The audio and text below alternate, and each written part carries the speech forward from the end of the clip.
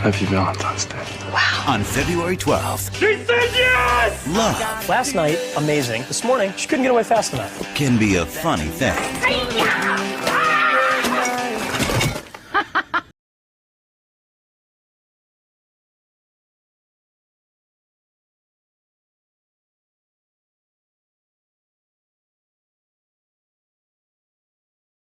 I love hype. Valentine's Day. Rated PG-13. Starts February 12th. In a world where podcasts reign supreme, two friends dare to ask, do you even movie? Hosted by filmmaker Henrique Couto and movie aficionado David D. Neuer.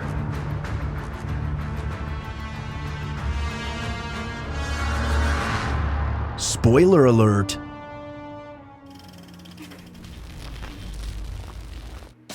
The holiday of love Indeed it is approaching. Are you ready for it?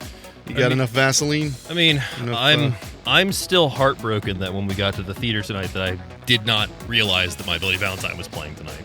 Yeah, it's kind of like not knowing a new hairdo on a lover. That's fair. You got so used to her. You took her for granted. Now look at you. Look at you now. Boy.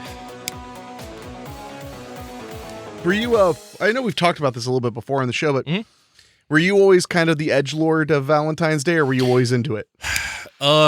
We have talked about it before. It's a little bit of both, because like it's not easy for me to pinpoint the first time that I was not with somebody on Valentine's Day, or what was with somebody on Valentine's Day, because I spent so many by myself. Right. I literally think it probably wasn't until 2014 that I actually like had a date on Valentine's Day. 2014. 2014, 2015, I would imagine. Yeah. And that's so that at that point you were 15 years old. No, that one point I would have been 21, 22. So yeah, we're talking like it wasn't until my 20s that I really didn't vehemently hate Valentine's Day. Like, now that's not to say that like for classrooms and whatnot, like for the Valentine's Day parties, that I didn't get into that stuff. Like, and you got handed the I choose you Valentine card. That one, I mean, I remember at one point too, I had volunteered to be the DJ for like our 4th or 5th grade Valentine's Day party, like in elementary school. And I thought it was so cool, like that I cut out like paper hearts and like put them on my knees. Like I dressed up like a Valentine's Day heart DJ, basically. You dressed up like the Valentine version of that Matthew Lesko guy with the question mark saying, exactly. "Do you have government grants?" Yes. But yeah, to answer your question, it's only been probably in the last decade that I've really softened up on Valentine's Day, I would say. Okay. It wasn't that I was like ever fully like fuck this holiday against it or anything like that. Were you one of those like, this is a Hallmark holiday? Not until my later teens. Like I really just didn't give it really much thought for the most part. Okay.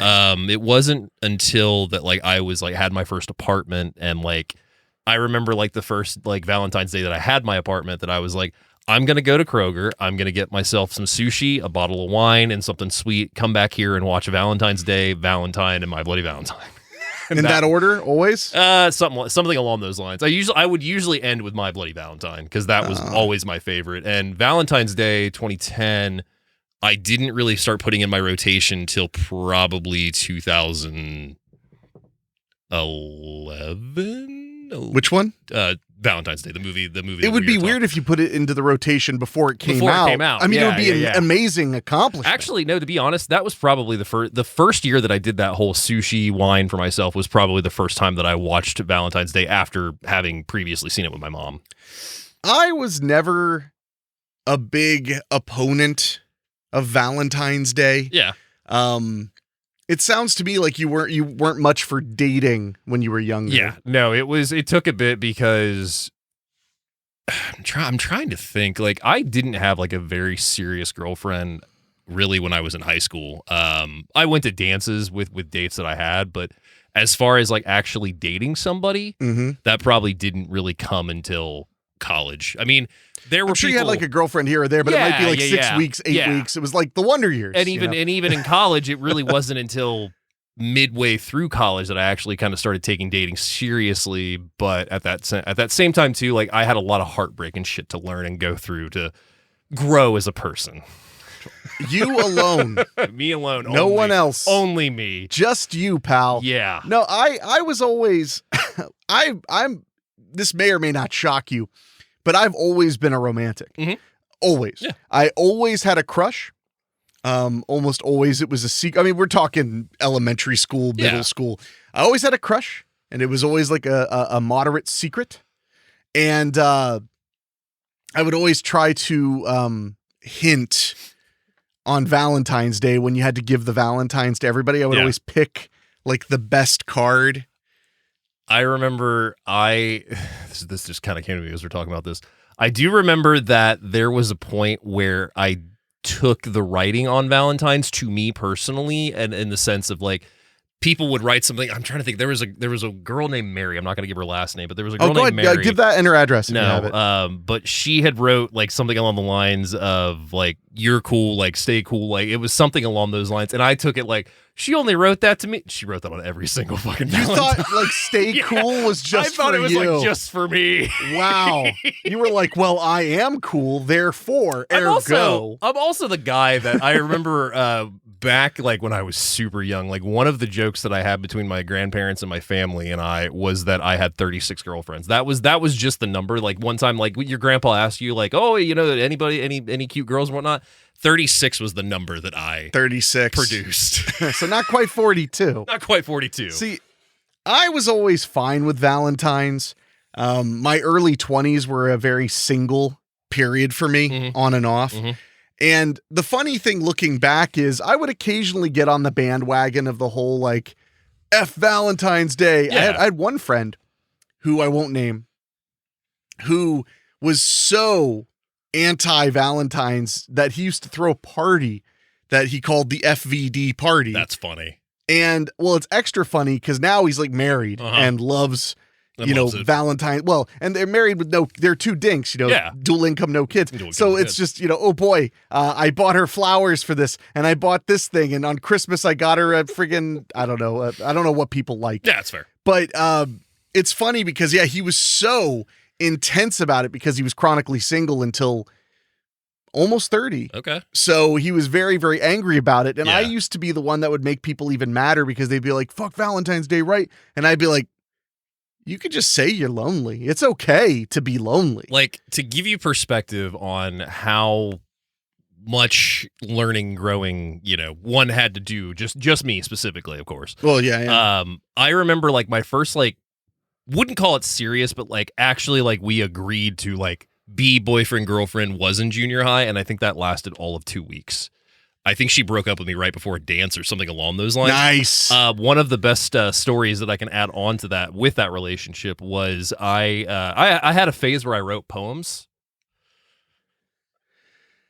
and I wrote her a poem specifically, and the teacher, who I will not name, we'll just call him Mr. L, went through her shit one day while she was in the class, found that, read it out to the class, and then I find this out right as the class is letting out because everybody is laughing in the hallway, and I don't know why until I'm told. Roses are red. This is my assumption of what a young David would be. Roses are red, violets are blue. I love you, but Slaughter High too. Hadn't seen Slaughter High yet. Oh, well, then you weren't even Dave yet. No, I wasn't even Dave yet. It was something along the lines of very cheesiness. Like I gave her like one of my favorite bracelets and one of my favorite necklaces. And I remember one and you line were together like 2 weeks. Yeah, one of my lines that I can remember is "So I extend my bracelet to you." Was like probably the cap off on it. I literally have no shame on this podcast. Like it fucking pours out of me as soon as we get on these mics. Well, you're lucky that I'm nice enough to ask the nicer things. In general, that's you're fair. the one who volunteers when you like nearly commit an act of atrocity, or have vomit stories, more horrible things will probably come out, I bet, at some point. Well, they have to. They have to go somewhere, you know? So no, that's why I like to bring it up, because a lot of people like to hate on Valentine's Day, and fair enough. You know, you're like, oh, it's a day that reminds me I'm single. Well, you know what'll remind you you're single every night you go to bed alone, and you know, so shut up. Well, I mean, it is what you make of the day. I mean, that goes for any holiday or just day that you have disdain for. If you have disdain for it, yeah, you're gonna fucking hate it. But if you actually try to make something good out of it, like that was the whole thing of like, I should treat myself. I'm going to get some sushi. I'm going to go home and watch some of my favorite movies. It's a perfectly fine way to celebrate Valentine's Day. Yeah. So it's just like, I think it just kind of comes with the territory of either somebody has had like really unpleasant experience with love and hates it because of that, or just hates it because it's just that popular holiday that everybody likes to spoil one another. It's popular to hate when you're single. Yes. I've never had a single friend who was vehemently against Valentine's Day remain that way when they were in a relationship. Of course not. Never, ever. Well, I mean, Singles Awareness Day is what it was called for a long time, too. Oh, It yeah. still is. I always got a kick out of that. Yeah. But again, I used to always just lean into the, just say you're lonely. Yeah. And today reminds you you're lonely. Yeah. If you must say anything, you could say absolutely nothing about the day. Yeah. You know, I don't know. I mean, like, and then there's that whole thing, which really drives me crazy. The thing where the thing where people say like, you know, well, you know, I don't need a day to show my love. Like every day should be that way. And I'm like, yes, just like every day you should give gifts to everybody in your fucking life. Every day you should celebrate that somebody was born. No, motherfucker. Yeah. We got taxes to pay. We got rent to pay. We got a mortgage to maintain. We got a whole life. The entire point of holidays, the entire point of special dates is to allow us to live our lives, but not forget to celebrate. But how do you feel about birthday months? Because that's become a new thing, it seems like. I was always a fan of the birthday week. Birthday week is understandable, but literally I've seen more friends in the last like couple of years be like, it's my birthday month. And I'm expecting white female friends. Not all female, I will say. Okay, I mean Slay King. Slay. But no, I just felt like bringing that up. Yeah, that's fair. Because I never get to talk about it anymore. I played a couple of Valentine's Day shows back when my band was playing. Yeah. I remember one time we played the brewery. In Troy. I played the brewery twice. Okay. And great place to play a show. Back then, they gave you a cut of the bar upstairs. Yes, they did. You could make a pretty penny. And I remember I had a heart vest my mother made. And when we only had 2 love songs at that point. So when we played them, I threw condoms at the crowd. But as I was throwing them and people were like catching them and laughing, I was like, check the expiration date on those because those are right out of my drawer. Was this Tallywhacker Express? One of the shows, One of the shows was? Okay. One of them was me when I was a duo. Because I'm trying to think of a love song from your first 2 albums. And the only one that comes to mind, even though it's not a love song, is Drunk Girl. Well, there was 600 Miles. 600 Miles. That's like the ultimate love song from my album. You can find it on Spotify if anybody's like that freaking curious. But no, it was that was a fun thing playing Valentine's Day. But I did literally throw condoms out, and then after I threw them, I was like, half of those may be expired because I had been single a really long time. And they were right out of my drawer. I did not go to the store and buy special giveaway condoms. I just stuck my hands right in the drawer next to my well, actually, it was before I had a bed. It was back when I slept on a couch in my own bedroom. Damn. Yeah, that's how I know. Yeah. By the way, that the women who were with me loved me because I had no bed. So they kept showing up anyway. That's fair. I must have had something to offer. You didn't chase them off with Jason Takes Manhattan either. No, that was exclusively for strippers. I know, you've told me. I don't know if this show's ready for that story, so we'll save it for another when we day. actually cover Jason Takes Manhattan, which will probably happen at some point. I mean, all things, much like the AI taking over, much like the singularity, all of those things are inevitable. And speaking of which, we did, before we get into our movie, we did just come back from watching Companion at the theater. Did. And I really liked it a lot. I had a great time with it. I have to say, impressed with the team from Barbarian. Yeah. Their sophomore outing. There's a saying again, because now apparently we're only going to talk about things I hate, like Valentine's Day hate. But the other thing I hate is the sophomore slump. Have you heard that about I've heard of that. directors? Yeah. Where it's like your second movie. Like I remember I worked with one director, and when we were making his second movie, he actually said to me, "I'm so afraid of the sophomore slump." Mm-hmm. And I was like, who cares? Like, I just want to make a second movie. Like, if you make your second movie and then you're not as happy with it as you'd like, let's make a third. Yeah. Yeah, he was like, I really don't want it to be a sophomore slump. He was like, I'm going to write more characters and more locations because I really don't want it to be a sophomore slump. And I was like, okay. What? Oh my God. So, Companion, as I was asking you just about the leagues, I thought she was the girl from Talk to Me. No, she's Rainey in Valentine's Day. What? The girl from the little girl? Yes. That is incredible. So, ladies and gentlemen, the young Indian girl in Valentine's Day that we'll be talking about someday. Shortly. Whenever I feel like it. Was in Companion. Yeah. We just watched as a lead around Companion. she was a supporting lead. Yeah. I mean, there aren't that many characters in the film to begin with, No. and she was a major one. That's hilarious. That's bizarre. Yeah. What are the odds? I do not know. The best part is if you had said to me in the theater as we were watching, you'd been like, I think that's the little Indian girl from the movie we just watched. I would have been like, I think you're racist, David.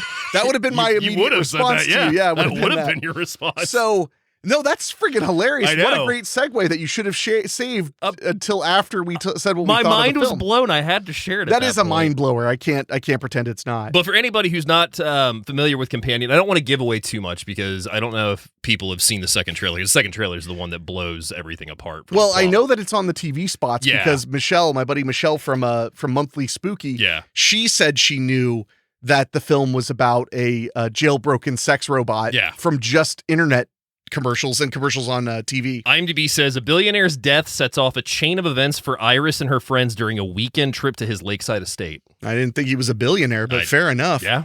I mean, I guess he had a lot of money. A lot of money. And that was just the cash we saw. We have no idea what's in the stocks. Well, I mean, yeah, the stocks, the bonds. But they should have had, that's what we'll find in the deleted scenes on the Blu-rays, all the scenes about the stocks and bonds. Oh, of course. But no, it was a very fun film from the director of Barbarian. And it's a psychological thriller with some gore. It's a horror movie. Yeah. It won't give away that much to say. It's about a sex robot, a companion robot. Not from the director of Barbarian. Wait, what? No, it's not. Just it's not Zach Greger. No, it's Drew Hancock. Why did I keep hearing people compare it to Barbarian? Probably from the studio that brought you Barbarian or something. Motherfucker. Because Drew Hancock is the writer on Mr. Pickles, the really messed up and one of my favorites Adult Swim show from 2016. He also is responsible for writing Fred the Show, the movie, Fred 3 Camp Fred, Supa Ninjas. And he is the director of Companion, of course, the Mountain TV series in 2008. One of the writers is the director of Barbarian. Okay, that's it. Zach Kreger. Yeah, Zach Kreger. Yeah. He's a writer on this. Man, I swore I thought it said it was the poster director says too. From the creators, or it was the team then. Yeah. But yeah, it is Sophie Thatcher, Jack Quaid, Lucas Gage. It's a trip of a film. You will not be able to predict where it goes, for one. No. Generally speaking, I would say it's completely unpredictable. And a genuinely satisfying conclusion as well. Yeah, no, very, very good film. Yeah. It's already doing pretty damn well at the box office. $10 million budget reported. It's done $15 million, and we saw it the Tuesday after opening weekend. Correct. So hopefully it'll just keep going. And much like Barbarian, hopefully the good word of mouth will expand it, because Barbarian was a truly shocking hit. I mean, it deserved it, but the trailers made no sense. No sense. I mean, to what the movie was, which would have been hard to get in the trailer anyway. But the word of mouth was so strong. I mean, I remember when we walked out of it, we were like, holy crap, Barbarian was wild. So, but no, Companion, absolutely worth your time. I would give Barbarian the same whiplash effect that I had the first time I watched Cobweb, to give perspective. See, I think Cobweb, I at least knew, like, it's in a spooky house. Yeah. I mean, Barbarian makes it seem like it's going to be some kind of cat Home and mouse kind of thing. With the Airbnb. And it's not even vaguely that. It's so intricate and bizarre. Speaking of Airbnb, and to give an honorable mention for another movie, One Bedroom is making the rounds again. A lot of people are catching it. Good. That's a great film. That's a great one, yeah. But talk about a film that, like, it takes forever in a good way, but it takes forever to give you anything satisfying. Yeah. After it really kicks you and drags you through the dirt and kicks you Nonstop. again every chance it gets. Nonstop. But that all being said, I mean, I feel bad because like I feel like the best thing I can say about Companion is just that you should really go see it. Yeah. The performances are great. The ethical dilemmas of the film are really interesting. It's funny because I just did a podcast Alienating the Audience with Andrew Heaton, and we talked about Subservience, the movie Fox. with Megan Fox, Yeah. the Netflix AI horror movie, basically where she plays a subservient robot who lives in your home, and she starts seducing and terrorizing her owner. Which I thought that movie was a lot of fun. It's an action sci-fi kind of thing. You still haven't seen it, right? No, have not. Loser. But it was funny because when I told him about Companion, he was like, "Oh, what's that about?" And I was like, "Well, it's the opposite of this movie. Instead of it being a robot meant to do things, but it decides it wants to screw you, this is a robot that's meant to screw you that starts killing Doing people." things, yeah. It's really a great one. And there are little flourishes. I will say, if I had to give it any negative feedback, it would be I didn't feel like, and maybe I'll change my mind if I watch it again, I didn't feel like the writers cared very much about the science fiction element, because some of the choices, and this happens a lot with movies that involve like artificial intelligence and algorithms and whatever, some of it didn't really make any sense. Some of the choices that the machine would Subservience? make. No, I'm talking about Companion. Okay, yeah. That would be my, no, Subservience is full of plot holes, but it's so fun. Yeah. It's a dumb popcorn movie. Companion is a smart film by and large, but I felt like there were some moments that it would take a lot of gymnastics to figure out how the machine got to some points. Well, no, and how it reasoned to certain things. But there were also moments that I thought were very, very inspired in that realm as well. Yeah. So Companion is absolutely worth your time. Can't recommend it enough, especially a great film to watch in the theater. Absolutely. So that's just my 2 cents. And to piggyback once more for an honorable mention off of Megan Fox, Till Death, that Netflix Oh, that's movie. a great the film. movie's so much fun. Was that originally a Netflix film? No. That Okay, I was thought I just saw it on direct Hulu first. Direct to video, and then Yeah, because I saw it on think we Hulu watched first. Oh, yeah, on we Netflix, watched it. or I can't remember. Yeah, We watched it on Hulu probably. Yeah, it was. Which, by the way, I gotta call out Hulu real quick. Tom Hulu, I know you watch this damn show, but Hulu has a serious fucking problem with their 4K. What is going on? They will advertise movies as 4K, available in 4K. I cannot get, and I checked, this isn't a me It's problem. not you. No, you have the Wi-Fi for it. My Samsung TV doesn't play them in 4K. My PS5 doesn't play them in 4K, and my Roku doesn't play them in 4K. They play in HD every time. So I have a similar issue with that for my Friendly app on my TV in the living room, which is your old TV. Yeah. So in my bedroom, I can watch my LMN DVR, and it will catch up like to where the pictures is clear and everything, and no problem. I can read the logo in the corner. My living room TV will never catch up. It's always just a smidge blurry, no matter what. With the Roku? Yeah, the Roku, the Roku TV, the one you gave me. Well, it's not a Roku TV, it's a Samsung. Or Samsung. So you're watching Friendly on the Samsung app? Yeah. Yeah, you would be better off with a Roku. Yeah. But I looked into this. I went down a deep dive. And apparently Hulu has a very small and specific list of devices that will play the 4K HDR. And even with that list, people are posting on message boards like crazy, I'm not getting 4K picture. I'm not getting 4K picture. Jeez. So it ticked me off because I have had great luck with Netflix, great luck with Amazon Prime. Because we got Nutcrackers, I thought. It wasn't in 4K. It wasn't in 4K, I guess. Okay. Shit. So, and it's also bizarre because a lot of people were saying the same thing. They were like, why would it not play back 4K on like a PS5, which is like one of the, most powerful media players there is. Yeah. I even tried because people said, well, the Roku will work. So I plugged my Roku into my projector, still was getting HD. Nothing. But I mean, like on the Roku, I'd hit like info on the Hulu and it would say HD. Yeah. So I'm just calling them out because I want to watch that crap in UHD 4K. Yeah. Max doesn't do that to me. Netflix doesn't do that to me. So Hulu, get your shit together, or I swear to God, I'll come over there. Fandango didn't do that to me, and if there was any one that would do it, because we've had issues with Fandango, not major ones, but some in the past. Yeah, well, Fandango's not going to fuck you like that because they charge you extra for the 4K. Well, but then, for a second here, let me get pissed. You and me are big fans of Surviving the Game. You know, that Blu-ray came out recently. Awesome. We're good with that. But do you not remember, like 2-3 years ago, Vudu advertised HDX for $9.99, and I bought the motherfucker, and it didn't play in HDX. Yeah. Yeah. I mean, that was when it was still Vudu, and I couldn't contact Fandango about it. I tried to call Vudu several times. I mean, I had an incident where I had a Terminator 2 digital code. I remember that. And it said HD on the box, Yeah. but it was SD. And this was a long time ago, obviously. Oh, yeah. But I contacted support, and you know what they had me do? They said, "Can you show us a photo of the thing?" Yeah. So I took a picture of it, and it says HD on it, and they upgraded me. Hell yeah. The end. Yeah. So, yeah, it sounds like with the Surviving the Game, it was a typo because that was way before the Blu-ray came out. So there probably wasn't an HD master. But then we'll always have the day that I text you and said Dangerous Touch is available in HD on Vudu. We gotta talk about that movie soon. It'll happen at some point. Just because I need my Lou Diamond Phillips fix. That's fair. So anyway, with all of that being said, love is in the air. Yes, it is. And we've decided to talk about a film that was brand new to me. Yes, it was. But a film that you have clearly been a fan of for the last 14-ish years. Yeah, absolutely. And it's a little film from 2010 called Valentine's Day. Yes, sir. Which I know what you're thinking. Like, I thought that was a Labor Day movie. No.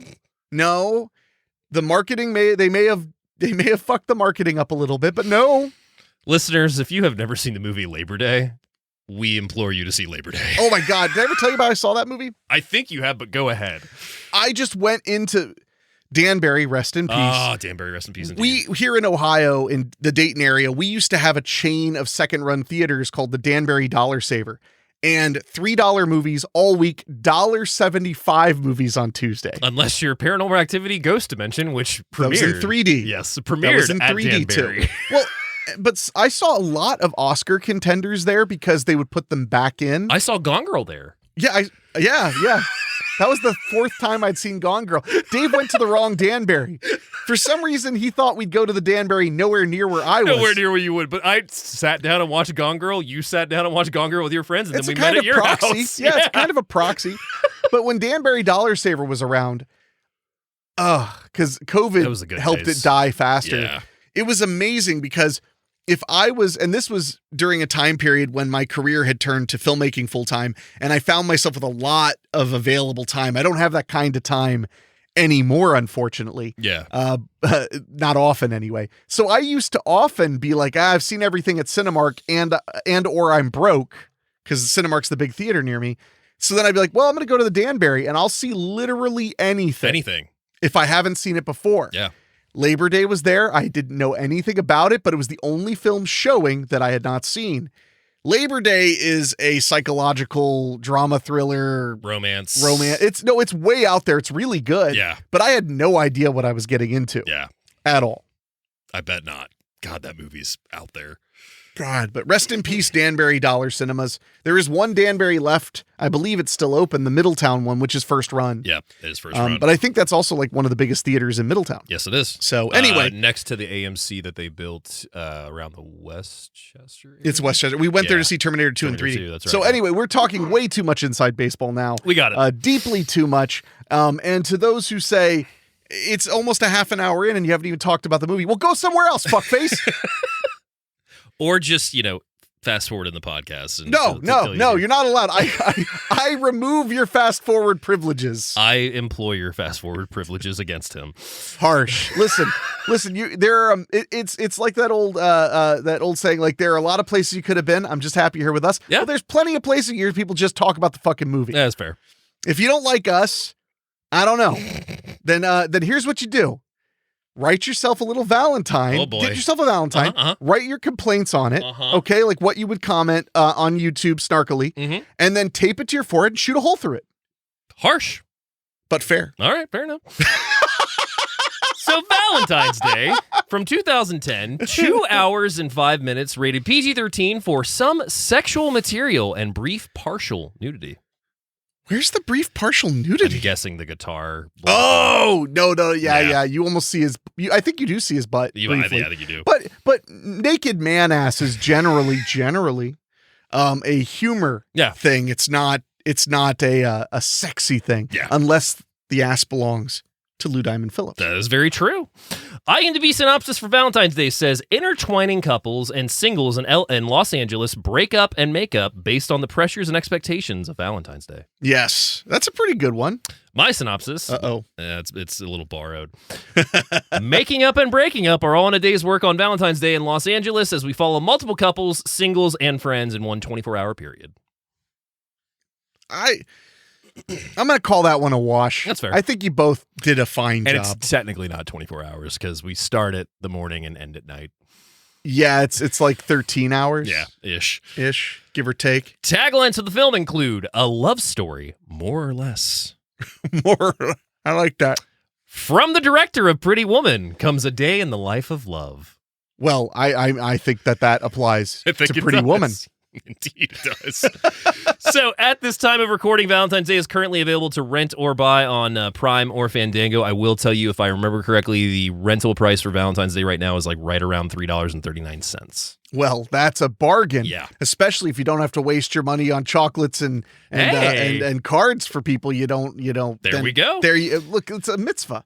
So our director and one of the writers on the film is Garry Marshall. Actually, wait, he's not a writer. That's a mistake. Our director on the film is Garry Marshall. He gets his start as a writer on The Tonight Show starring Jack Parr in 1960. Goes on to work on The Danny Thomas Show, Gomer Pyle USMC, Joey Bishop, Dick Van Dyke Show, I Spy, The Lucy Show. There we go. Jesus. Hey Landlord in 1966, which he is the director on as well. The Grasshopper in 1970, Barefoot in the Park, Evil Roy Slade, Love American Style, The Little People in 72, and then in 1974, he creates a little show you might have heard of called Happy Days. I remember Sad Days. Which I think was the Soviet Union knockoff of Happy Days. Goes to work on Happy Days. The Odd Couple in 75, creates Laverne and Shirley in 76, Angie in 79, creates Joni Loves Chachi in 82, followed by The Flamingo Kid in 84, Nothing in Common, directs Weezer Buddy Holly video in 94. The Other Sister in 1999, See Dad Run, and then he also writes Mother's Day in 2016. As far as his directing goes, it wasn't until 1982 with his first feature, Young Doctors in Love, followed by The Flamingo Kid, Nothing in Common, directs Overboard in 1987, which people forget sometimes. He directed Overboard? Uh-huh. Well, so, I mean, he has a fascinating career as a director. Incredible, yeah. Going from comedy TV to, in the 80s, becoming a blockbuster comedy director. Yeah.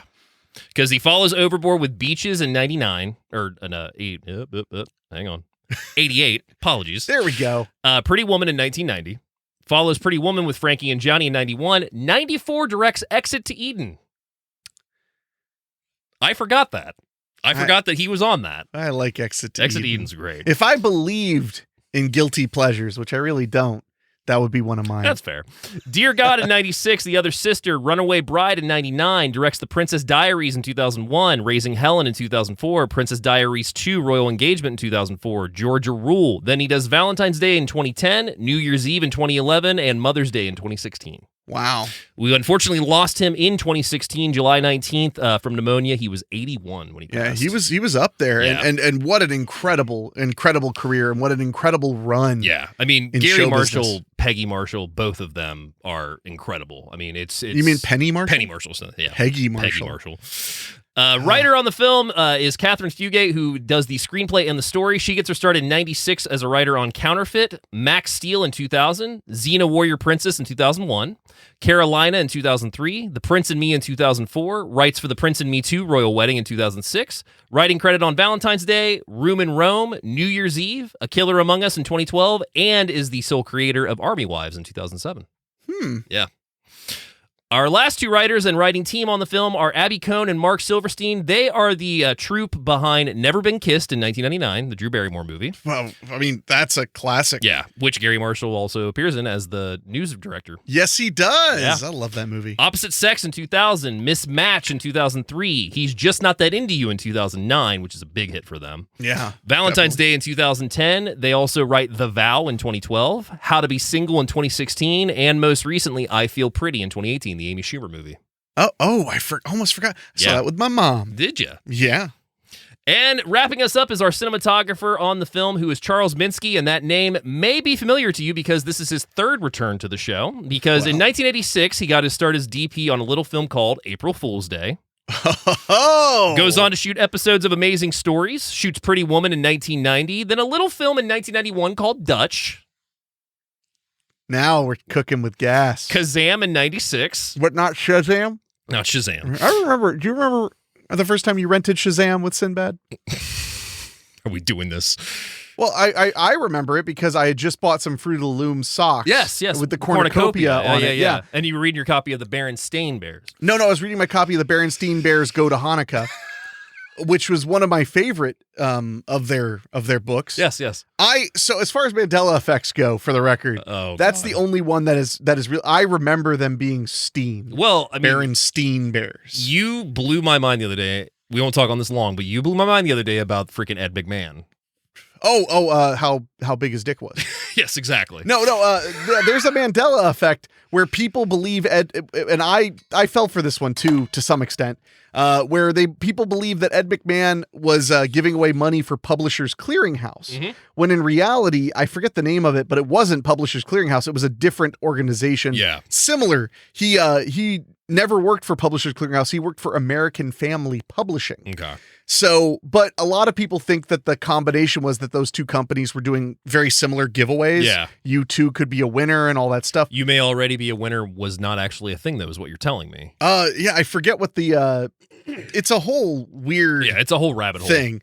But yeah, there is a whole mess about that. But the Mandela effect, for me, it was mostly Berenstain Bears. That was the big one. Did you believe it was Berenstain, or did you always remember Berenstain? I remember Berenstain. Wow. But you also remember there being a cornucopia. I swear there was a cornucopia on Fruit of the Loom. On the Fruit of the Loom's logo. Yeah. I don't remember cornucopia. I just remember the fruit, the pile o' fruit logo. So that one, I got nothing for you.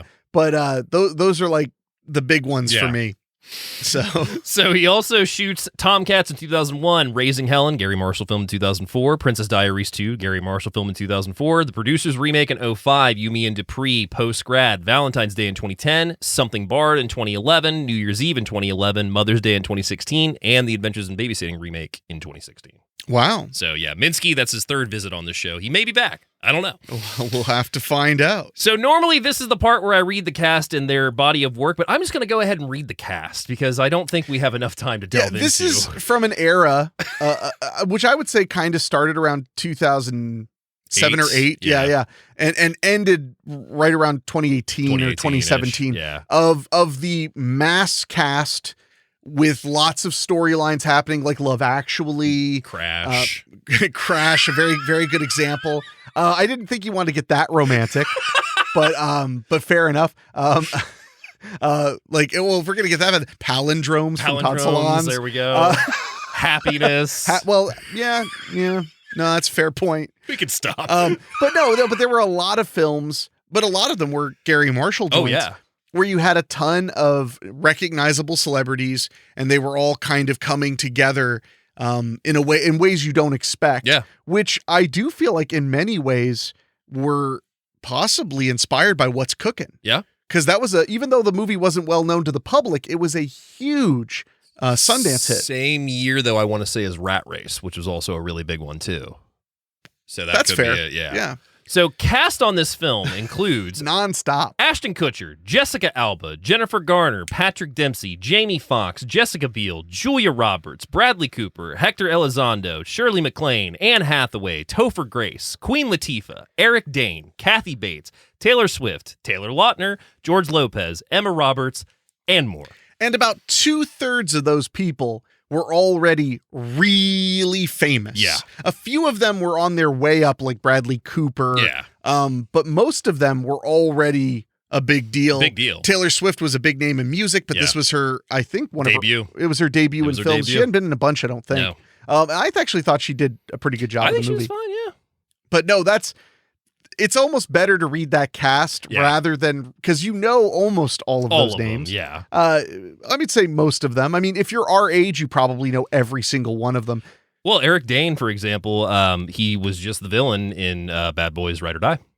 Yeah. Mm-hmm. No, and there were a ton of people in there wwho were total nobodies. Yeah. That are side characters that have now become a very big deal. Big deal, yeah. So first time watching this for me, I know yours was because we just did it tonight.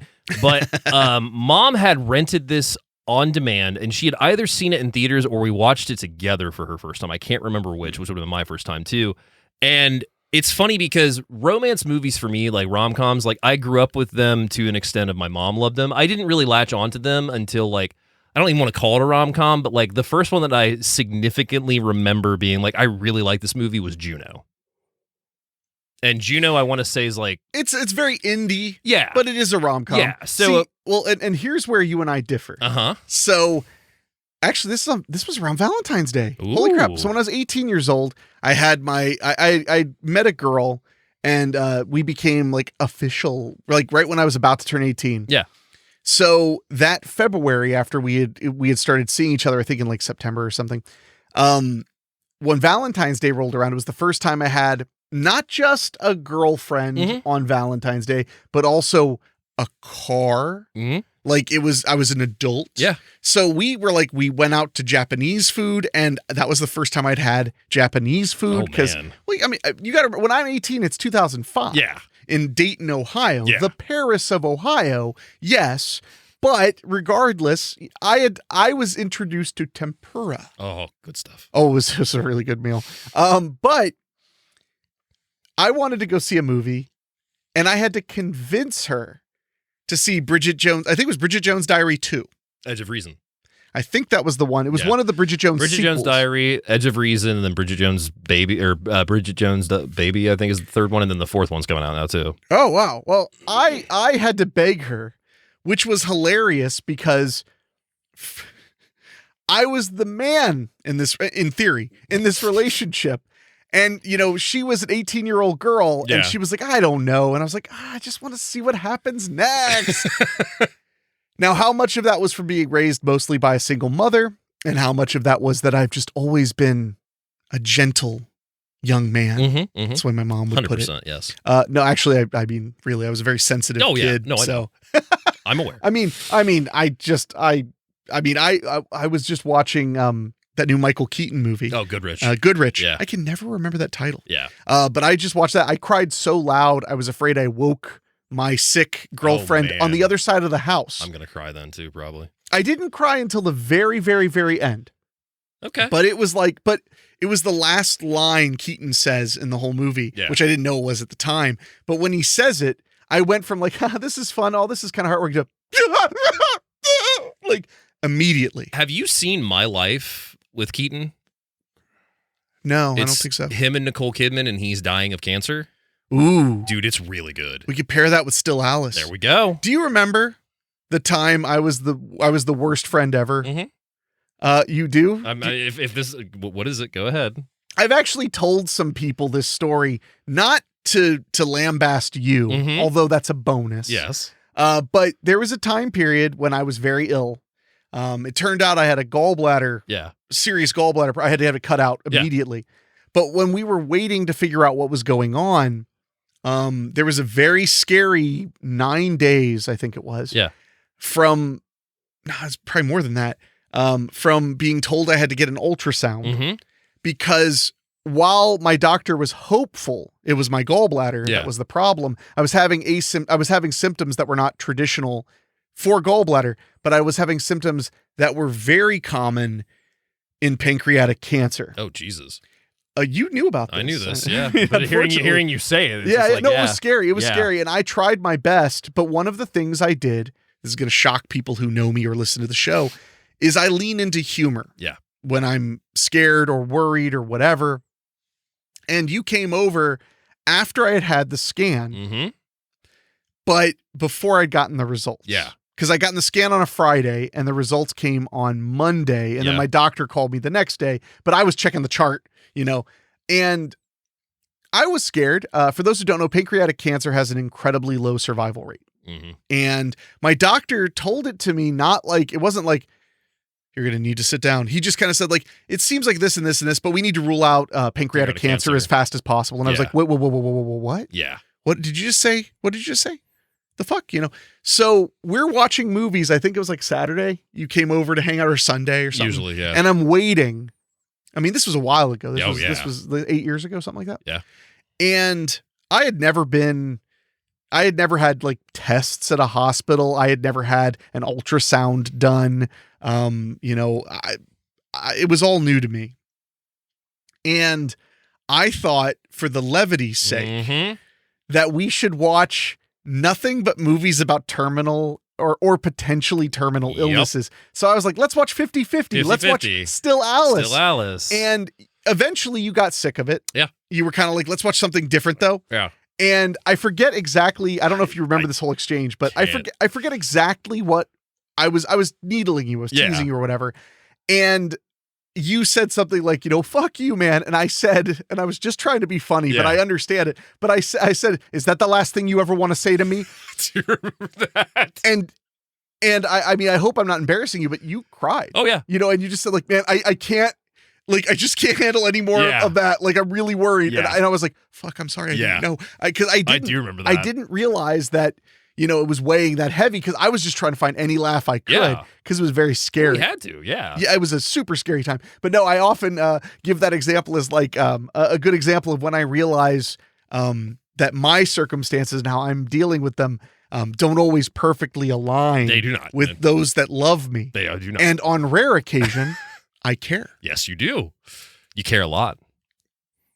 About disasters, fires, floods, and killer bees. There you go. So... But anyway, I just wanted to mention that because I love a good terminal illness movie.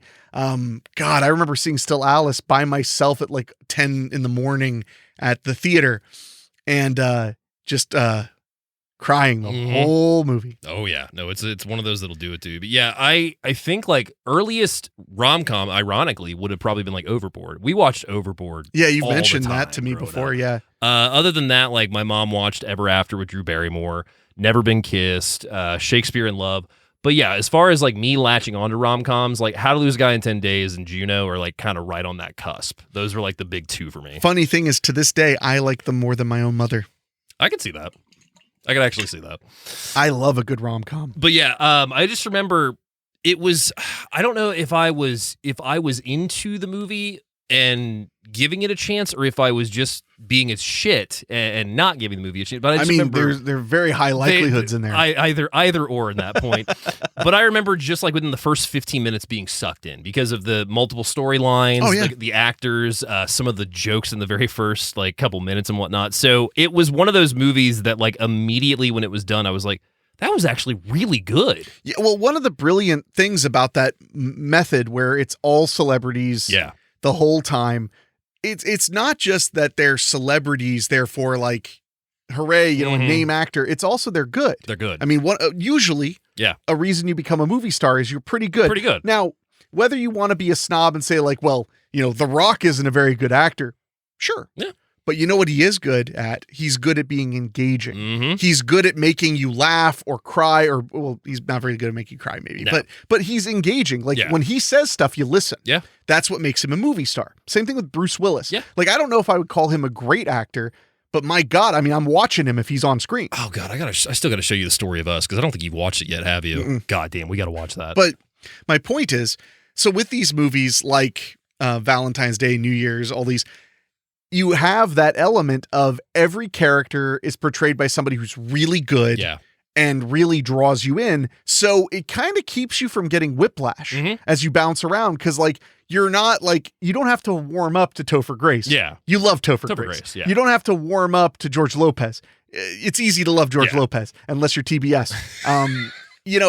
Harsh but fair. Yes. No, but that's going to be the new motto of the show. Harsh but fair. With 2 T, but fair.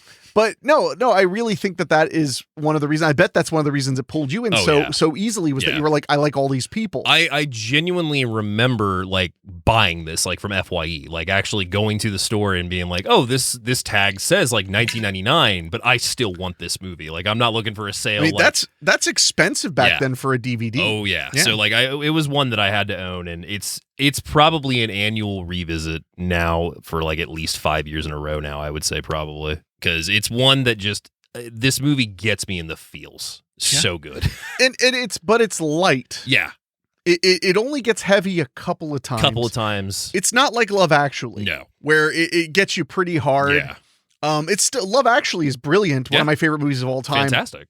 It's great at bringing you in, but there are a lot of hard realizations in Love Actually. Well, it's a very adult love story. Yeah.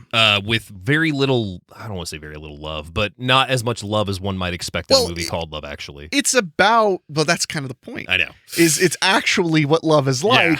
Yeah. And one thing, we'll talk about Love Actually someday. Absolutely. But one of the things I like about Love Actually so much that this film didn't quite do, which is fine, is Love Actually would also really make you feel for the people who hurt people. Yeah. Even if it's because they're cheating, even if it's because they're not being good husbands or wives or boyfriends or girlfriends, you still like, they made sure that they were humanized enough that you would be like, man, why are you doing this? And then when it's over, you're like, God damn, I feel bad for everybody. Yeah. And they were really good at that. In this movie, the couple of people who kind of get their comeuppance, they just get their comeuppance. We'll talk about it. Yeah, you don't feel totally heartbroken when some people ended up alone. Yeah. Because you're like, well, you were kind of a dick. Well, one of them, we'll talk about it.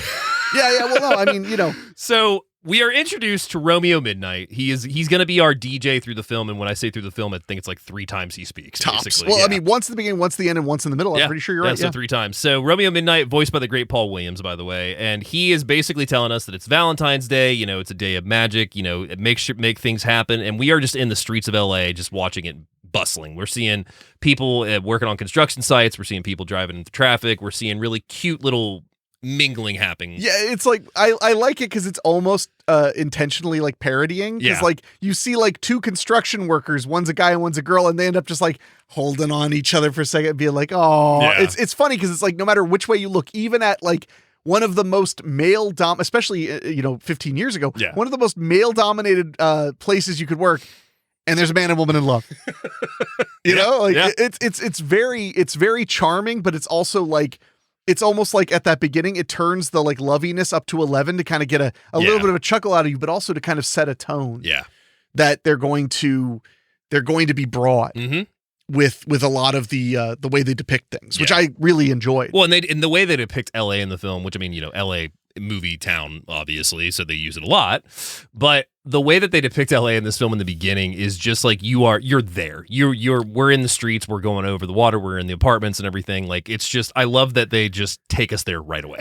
Yeah, well, and they definitely gave us an LA that if you were a fan of movies from the 90s and early aughts, you remembered and have this weird affection for. A Los Angeles that you don't really see as much anymore. No. Well, in part because who can afford to film there? Also true. So I agree. They really like leaned into the romanticness of it. Yeah. One of my favorite locations in the film is they are on this little bridge that basically merges, goes across some water to 2 different apartment complexes. Yeah. And they use the bridge that's not as often used. And in the background, you can see the bridge that was in Nightmare on Elm Street. It was in like every episode of Californication. Yep. And I love that because it kind of, I don't have a lot of adoration for Los Angeles. I don't even anymore. Have you been there? Never. Well, I don't want to. Well, I mean, it's right now, maybe not so much now, but it's worth visiting. Oh no, it's an interesting experience. Is on the bucket list, but not for a bit. But there's just, I never had that, even though I grew up with dreams of movie making. I always kind of looked at Los Angeles as like a place you'd be forced to be, not a place you wanted to be. There's movies that glamorize both LA and New York, and there's movies that do not. Well, the secret to why in movies you can fall in love with New York City and you can fall in love with Los Angeles very easily comes down to the fact, very simply, that cameras, as of right now, cannot capture smell. That's also true. The first time I got off the plane in Los Angeles, I think it was 2006 or 2007, I was shocked by the smog. You could like feel it. Yeah. I landed in Burbank. If you fly into Burbank on we flew JetBlue to save money. You don't even go straight to the terminal. You walk downstairs and then walk across the ground into the airport. So it's a little bit more regional feeling, I guess. And I was just like, wow, this is not good. Not good air. And then, of course, I worked in New York City a ton because I lived out in Jersey. And they would send us into the city to do things. I only went to the city a few times for fun. Yeah. But they'd send us in there all the time. And I remember the first time I got to New York, I turned to my coworker who had lived there for a few years. And I just said, does it always smell like piss? And he was like, yeah. Yeah. Yeah. And right now, somebody is watching this or listening to this and saying, I love New York. I'm live there right now, whatever. It doesn't smell like piss. Whatever you say, Cupcake. Whatever you say. So we are on, we're by the bridge that you mentioned, and we cross over into Reed Bennett's apartment. Reed, who is played by the great Ashton Kutcher, and he is laying in bed, waiting to propose to his girlfriend, Morley, played by Jessica Alba, and he's laying there. She's still asleep. He walks over while she's still sleeping and puts the ring on her finger, basically. Which is adorable. Yeah. In a weird, it's cute. It's not even weird. So she wakes up, they both embrace, and she's like, really? And, he exits outside. He's like, she said yes. He wants to tell everybody, including Alfonso, played by George Lopez. Oh, yeah. And George Lopez is such a great foil to Ashton Kutcher. Yeah. Because while Kutcher is known for being like the goofball Kelso character from that 70s show and stuff, that honestly is not what he's good at. No. He's actually good at being a straight man. Yeah. I don't think he's good at being the goofball at all. I think that's why the Michael Kelso character, he had to be so big and be like, oh, Bert, and all that. Because actually, I think he's really, subtle's not the right word, but he's very subdued. Yeah. Like, he's the kind of guy that would like he's really good at like hearing bad news and then going, well, I guess we'll do this. And, he's like, he's that guy, and he's that in this movie a ton. But so George Lopez popping in and being George Lopez. Yeah. Is a perfect foil to him. So good. So we also find out that Ashton Kutcher owns Sienna Bouquet, which is a flower shop, and we'll get more into that in a second. But across town, we meet Kelvin Moore, played by Jamie Foxx, and he has been ordered by his boss, Susan, who wants him to go out and do a Valentine's Day story, and he's usually the sportscaster, number 2 sportscaster. Number 2 sportscaster, baby. But since it's their a slow station is desperate. Yes. They've got the weather girl clogging. She's tap dancing. Yeah. On the green screen as they're showing the weather. Yeah. And he's like, what is she doing? And they're like, they think it'll be good for the ratings. Yeah. And also his boss, Susan, played by Kathy Bates. Yeah, who is wonderful, but really small part. Beginning and end. Yeah. That's it. So, and she basically states, you're my man, you're my number 2 sportscaster. On slow sports days, though, we need a story, and it's Valentine's Day. You may not be the lovey guy, but like this is your chance. Like, go out, get man on the street footage. Talk to people. What do you do for Valentine's Day, et cetera, et cetera. So he's pretty much against it, but he has no choice. Well, I mean, it's almost like that's his boss. Like that is his boss, yes. So he decides that he has to go and do this, and she's like, make it happy, make it romantic, full of love. It's Valentine's Day, and that's what we keep hearing in the movie over and over again. It's Valentine's Day. It's Valentine's Day. It's Valentine's Day. There's a magic in that old silk heart. That old silk. I know that it would be like, a heart shape, but I just imagine it's like an accurate heart, but made of silk. So we cut over to the original Los Angeles flower market where Reed is making his pickup for the shop, and everybody knows him there, of course, and he's buying flowers by the bunches. Yeah. He's ordering entire pallets and whatnot, and that's also when he goes to the guy that owns it, Simon, and he tells him that Morley said yes, and he needs something special for her. So he gives him a gray or a silver box. We don't know what's in it. He goes to open it, and he's like, no. Don't open it until it's time.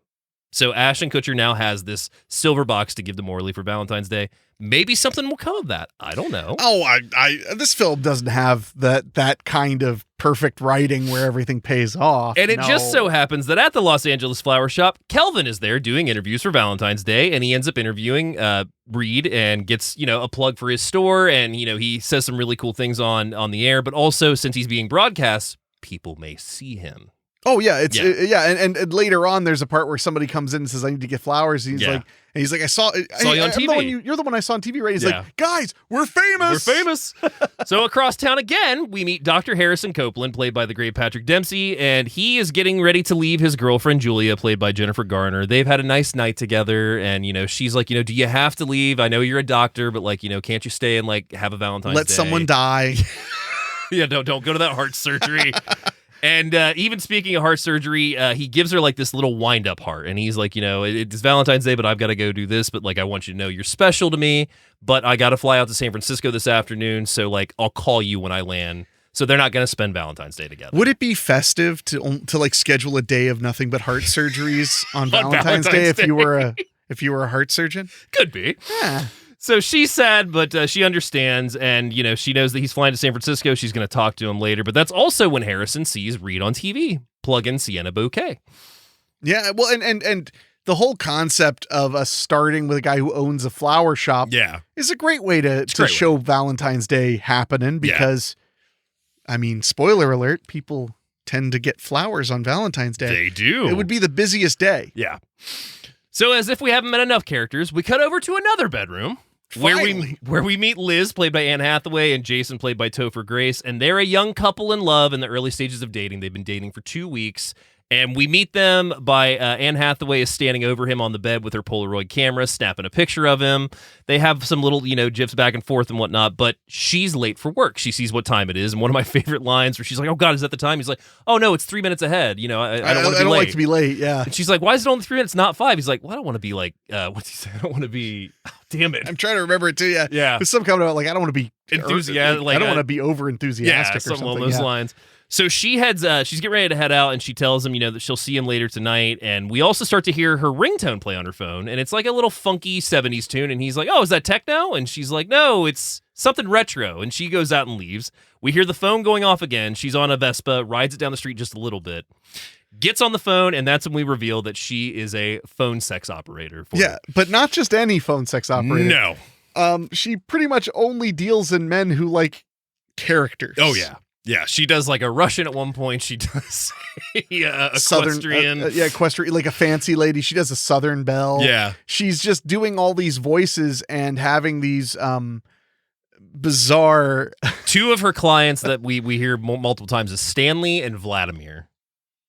Oh, Vladimir. So that's when we cut across town once more, and we meet an elderly married couple who is Edgar. He's in his garden clipping flowers.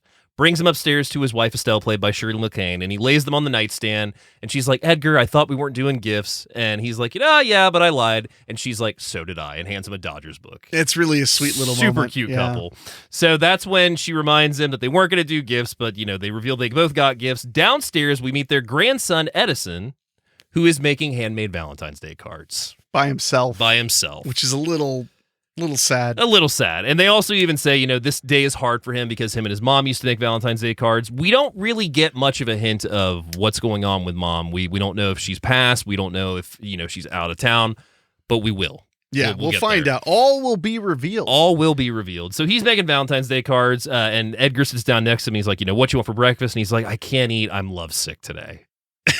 Which I will say was shades of the little kid in Love Actually. Yes. Which I think was just a few years earlier. Yeah. Love Actually, I think it's like 2007, I want to say. I think it's like 07. 03. 03? Yeah, I thought it was a little bit later too. Yeah. 03. Okay.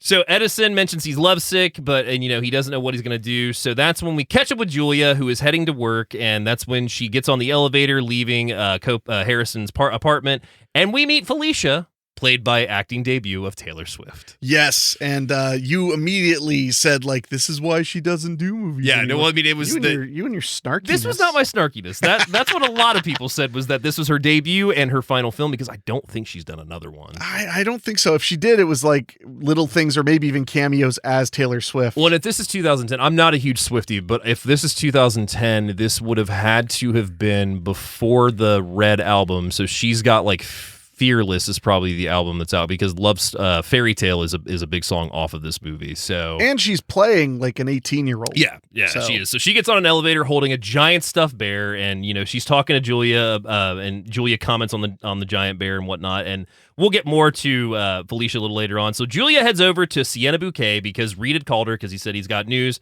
And that's when she goes into the back door of the flower shop. The whole staff knows her. She's asking where Reed is. We find him in the cafe, and he tells her that Morley said yes. And Julia's kind of surprised by that. So was George Lopez. Alfonso was also surprised. And that's kind of a theme we pick up on, is that, he's like, what's with everybody today? Like, why is everybody surprised that she said yes? Yeah, a little bit of a red flag. A little bit of a red flag. By the way, Taylor Swift does still act. Okay. Maybe a movie every 3 or 4 years. Yeah. Valentine's Day was like her big movie, but she was also in an episode of CSI. I think I do remember that. She did Valentine's Day in 2010. It's hard to look through because a lot of it is her music own music videos and stuff. She was a voice in The Lorax. I do remember that, actually, too. She was a character in an episode of New Girl. Don't remember that. She was in the movie The Giver. Oh, okay. So, I mean, she's not like she was in Cats, which that makes more sense though. When you're talking about a musical, especially. I've seen Cats twice. That's plenty. Oh man, that movie's so bad. She was in Amsterdam. Ah, good for her. You never saw that, did you? I had it on my I literally had it on my watch list, and I can't remember who it was, but I belong to a Discord for another podcast I listen to, and we are all like huge movie nerds in there. And I remember we have a thing that we call mandatory film school, which is where for about a month and a half to 2 months, every week we have an assignment that assigns 2 films off our Letterboxd watch list. And I remember that one of my friends who was looking at my Letterboxd watch list was just like, "Hey, you don't have to watch Amsterdam." Wow. Now I will watch Amsterdam all damn day. Amsterdam is a hell of a good time. Fantastic. Probably coming to this podcast. Oh lordy. So that's when we see Sienna Bouquet is bustling. We see that they're busy. It's Valentine's Day, and like again, Julia's surprised that Morley said yes, but Reed is quick to state she said yes. And that's when Julia tells Reed about her current squeeze, Harrison Copeland. And she's like, I want to go spend Valentine's Day with him, but he's flying to San Francisco. And he's like, you know what you should do? You should fly out and surprise him. Yeah, wouldn't that be great? Wouldn't that be fantastic? Wouldn't it be awesome? Because, he's just so busy with being a doctor. That's what's keeping him away from you, is being a doctor. So she thinks on it for a little bit, and she makes a call to Harrison, who we see driving. And he says, "Honey, I'm ready to pull into the airport. I'll call you when I land." Except that airport looks really different, doesn't it? It's very rustic. It looks almost like a fancy house in Brentwood. Yeah, it does. And we see Harrison pull in, and he puts his wedding ring back on as he's walking up, and we hear "Hi, Daddy," which is his daughter. Oh, okay. I mean, I was wondering where that was heading. And we also see that he's married. Yeah, he has a family. Yeah. And our young lady is the other woman, but not aware of it. He ain't flying to San Francisco. No. So that is when, we see that he's got this lavish home, and, he's got a full family, and he even plants a kiss on his wife. And we can see that he's lying about being in surgery as well, because he tells his wife, "Oh, surgery took a bit." Yeah. Well, that's kind of like, when you were a kid, the whole like, I tell my parents I'm staying at your house, and you tell your parents I'm staying at. Yeah. You just, it's one of those. Yeah. You just, whenever you're with your other squeeze, I want to know, how many surgeries does he even actually fit in a day? That just made me think of a story real quick. I'll tell you. Oh, Lord. Okay. So, this is my senior year. So we're talking 2011 at this point, and we had wanted to do a senior prank. And the initial idea was that we were going to try to fill our quad with a bunch of balloons. Except we realized how many freaking balloons that was going to take. Yeah. Yeah, it was going to be a lot. We were going to climb on the roof. Like, it was a whole plan that wasn't really smart to begin with. So then the second plan was we were going to camp out in the stadium parking lot overnight and then go to school. So we were going to basically camp in a public parking lot of Hobart Arena and then go to school the next day. Long story short, some people got really stupid and snuck over into the Troy Public Pool, climbed the fence, and started stealing chairs from it so that we could sit, and the police got called. So before that had really escalated, my buddy, who I will not name, and I went in my car, and we went to go drop him back off at his house because he was just like, yeah, man, go ahead and take me home. Like, this is lame. So I was like, yeah. So I'm driving down the road, and I realized that, like, I have to make a turnaround. So I pull into Duke Park and do not realize that there's a cop in Duke Park. So I'm making the turnaround, and the cop is coming out of the park, and I'm like, yeah, go ahead. And he's like, no, you go ahead. Oh, boy. So I go ahead, and yeah, I get the lights flashed on me and everything, and that's when Brent, who I just named now. Oh, good. He was not 18 at the time. I was 18. So he was technically still a minor. So he would, like, the cop is like, hey, Brent, I'm gonna need you to call your parents. So he makes the call, and I'm hearing the phone call, and he's like, yeah, Mrs. Plum, this is the situation. Like, all right, they said, like, they understand, like, as long as you guys go home, it's all good. So then we're driving, and Brent calls his sister, who posed as his mom. Classic. Genius ahead of time. Frickin' called her and been like, hey, this might happen, so if I call you, act like mom. And she did. So shout out to his sister for that. Very nice. Yeah. Wow. Because that could have been bad.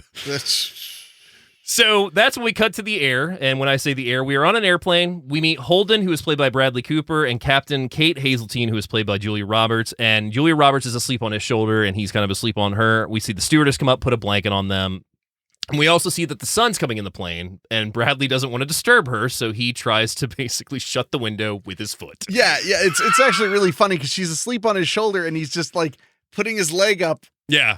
Almost across her to try and close it, but of course that wakes her up. And she's like, what are you doing? And then it just looks bizarre because it looks like he's trying to wrap his leg around her. Yeah. And that's when we find out that they are strangers. They are strangers indeed. So they are not a couple. She informs him that she is in the service. She's a captain. She's been gone 11 months and is flying home for one day and then flying back the next day. 14-hour flight both ways. Yeah.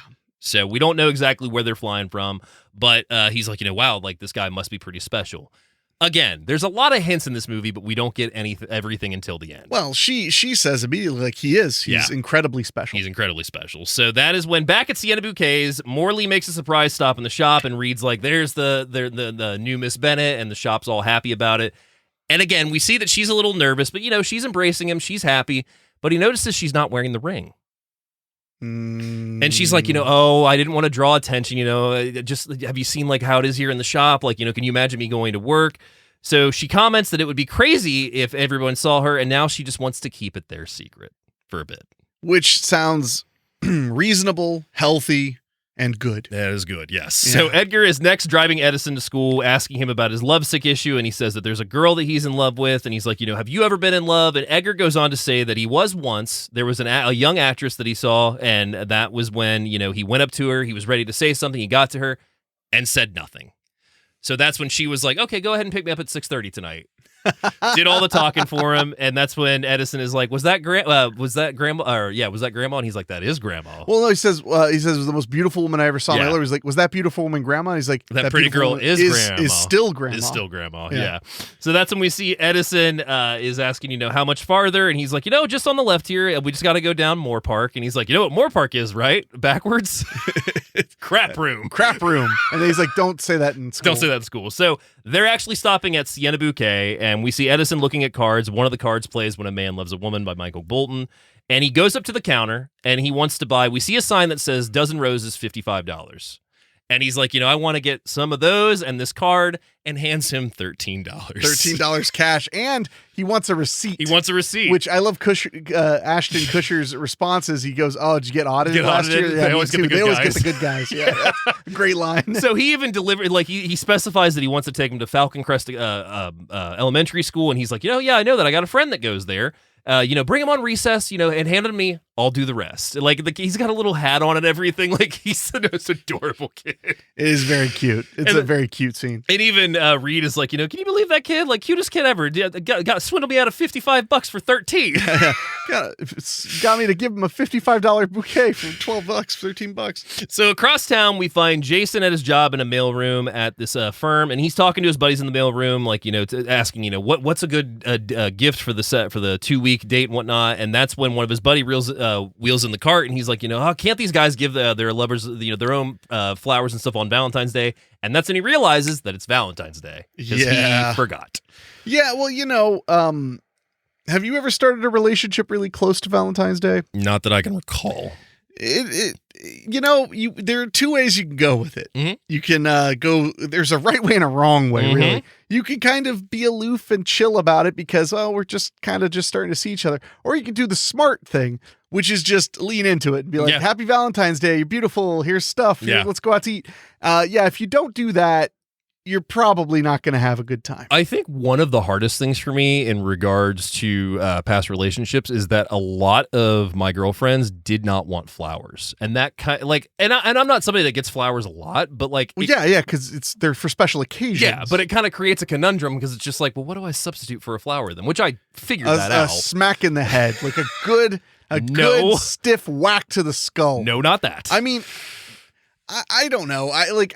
Dead things is usually the answer. But that's what flowers are. They are dead things. I know.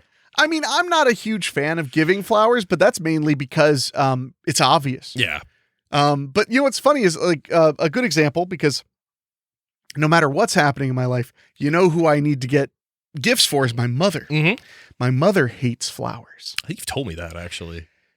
She's eased up on it a bit, mainly because one time when we were talking about it, I was like, I wanted to get you some flowers. She's like, I hate flowers because they just sit and they die. Mm-hmm. So then I'm like, hey, I got you chocolate. She's like, I'm getting fat. I don't want to, I can't eat sugar all the time. And I'm like, mi madre. Yeah. But then, of course, I'd be like, well, then what am I supposed to do? She's like, don't get me anything. Yeah, and I'm like, there we go. Fuck out Yeah. with that shit. Usually, her birthday is right around Valentine's Day, by the way. Oh yeah, that actually makes a good point. Usually, the substitute was, it would be something taxidermy related, and that was for several past relationships now. There are a lot of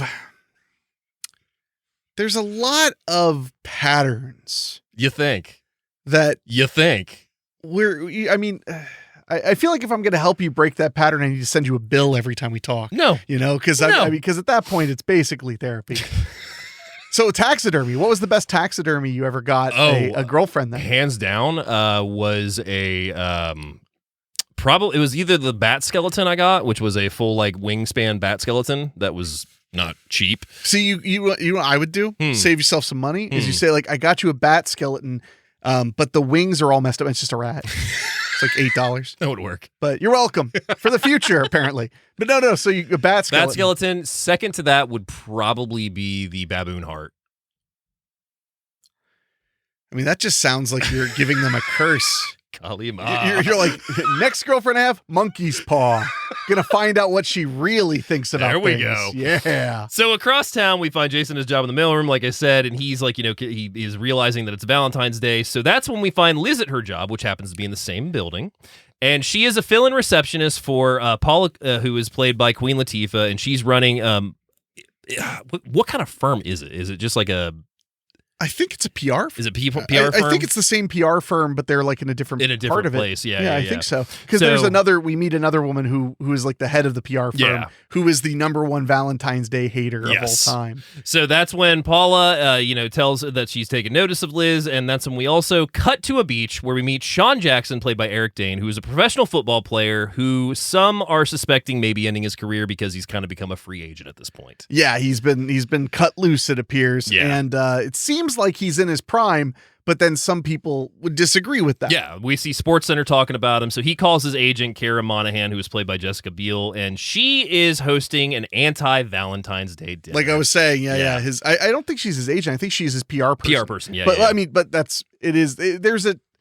it gets confusing when you're big enough. Then you have an agent, a manager, you have a PR firm, you have all this bull crap. Yeah. And all of that just so that a couple dead prostitutes don't pop up in the news, right? So he reminds her that he's paying her a lot of money, and he would like for something to happen because he's kind of on a dead end right now. He doesn't know what team he's going to play for, if any team will accept him. So she's also looking at her anti-Valentine's Day dinner invites and sees that 0 have replied. But she's reassured by a friend who says, it's LA. Everybody wants you to think they have something to do. Yeah. So then they just show up.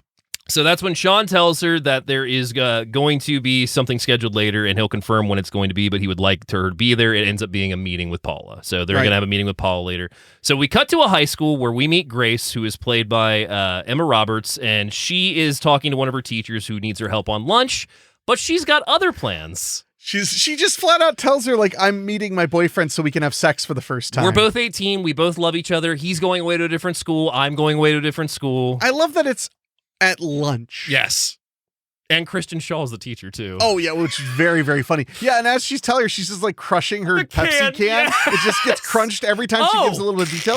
Oh, that's lovely. Crunch, crunch, crunch. It's a very funny scene. It is. And a very like fun way to quickly establish what kind of teenage girl she is. She's very intelligent. Yeah. She's thought out a lot of things, which will then pay off when she realizes that maybe she's being a little unreasonable with her emotions. With the request and everything. And also, this is a great time to mention that Emma Roberts' real life aunt is Julia Roberts. Yes. Trivia. Yeah. Dave loves to just hate on things. IMDb trivia section sometimes is just not trivia. Well, I mean, it is, but it isn't. See, but that's the thing. You see, is you're thinking when what you think of as trivia is really like behind the scenes factoids. It's information. Trivia is things like. So-and-so played a cowboy in this movie as well, or so-and-so. That is trivia. Like, think about if you were at a trivia night. Yeah. You'd hear that shit. Yeah, you would. So I understand, though, like, what you really want is, like, behind-the-scenes factoids and stuff. But no, when you were telling me the trivia that IMDb was giving you, I was like, well, that's a product of its time. Yeah. That, like, whoever was filling that stuff in was very in the early 2000s. And I love it, too, because I don't know if you've looked at the trivia lately, but now they have thumbs up and thumbs down to who found this interesting and how many didn't. Oh, nice. Yeah, so you can tell which ones you can use, like for the show, for example. Oh, I'm looking at the thumbs up because it's like 316 people found this not interesting. Yeah, so it makes sure that all the lies go to the top. Gotta love IMDb.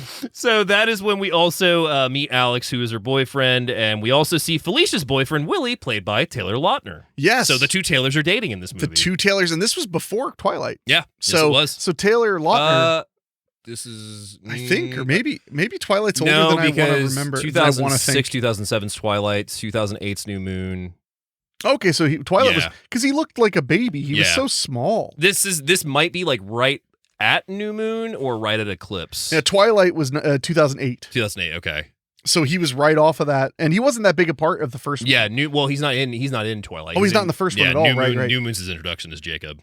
So, well, that makes... I was Team Jacob, by the way. New Moon was, 2009, so he was, like, right off it, off of New Moon. Yeah. And Team Jacob. Team Jacob. Were you Team Edward? I was Team... Have I told my Twilight story? This is real quick. Well, real quick. First one I saw with my current girlfriend at the time. We broke up a week later. New Moon I saw with my current girlfriend at the time. We broke up the next day. The third one, Eclipse, I saw with my best friend at the time. We were no longer best friends about a week later. Sorry about that one.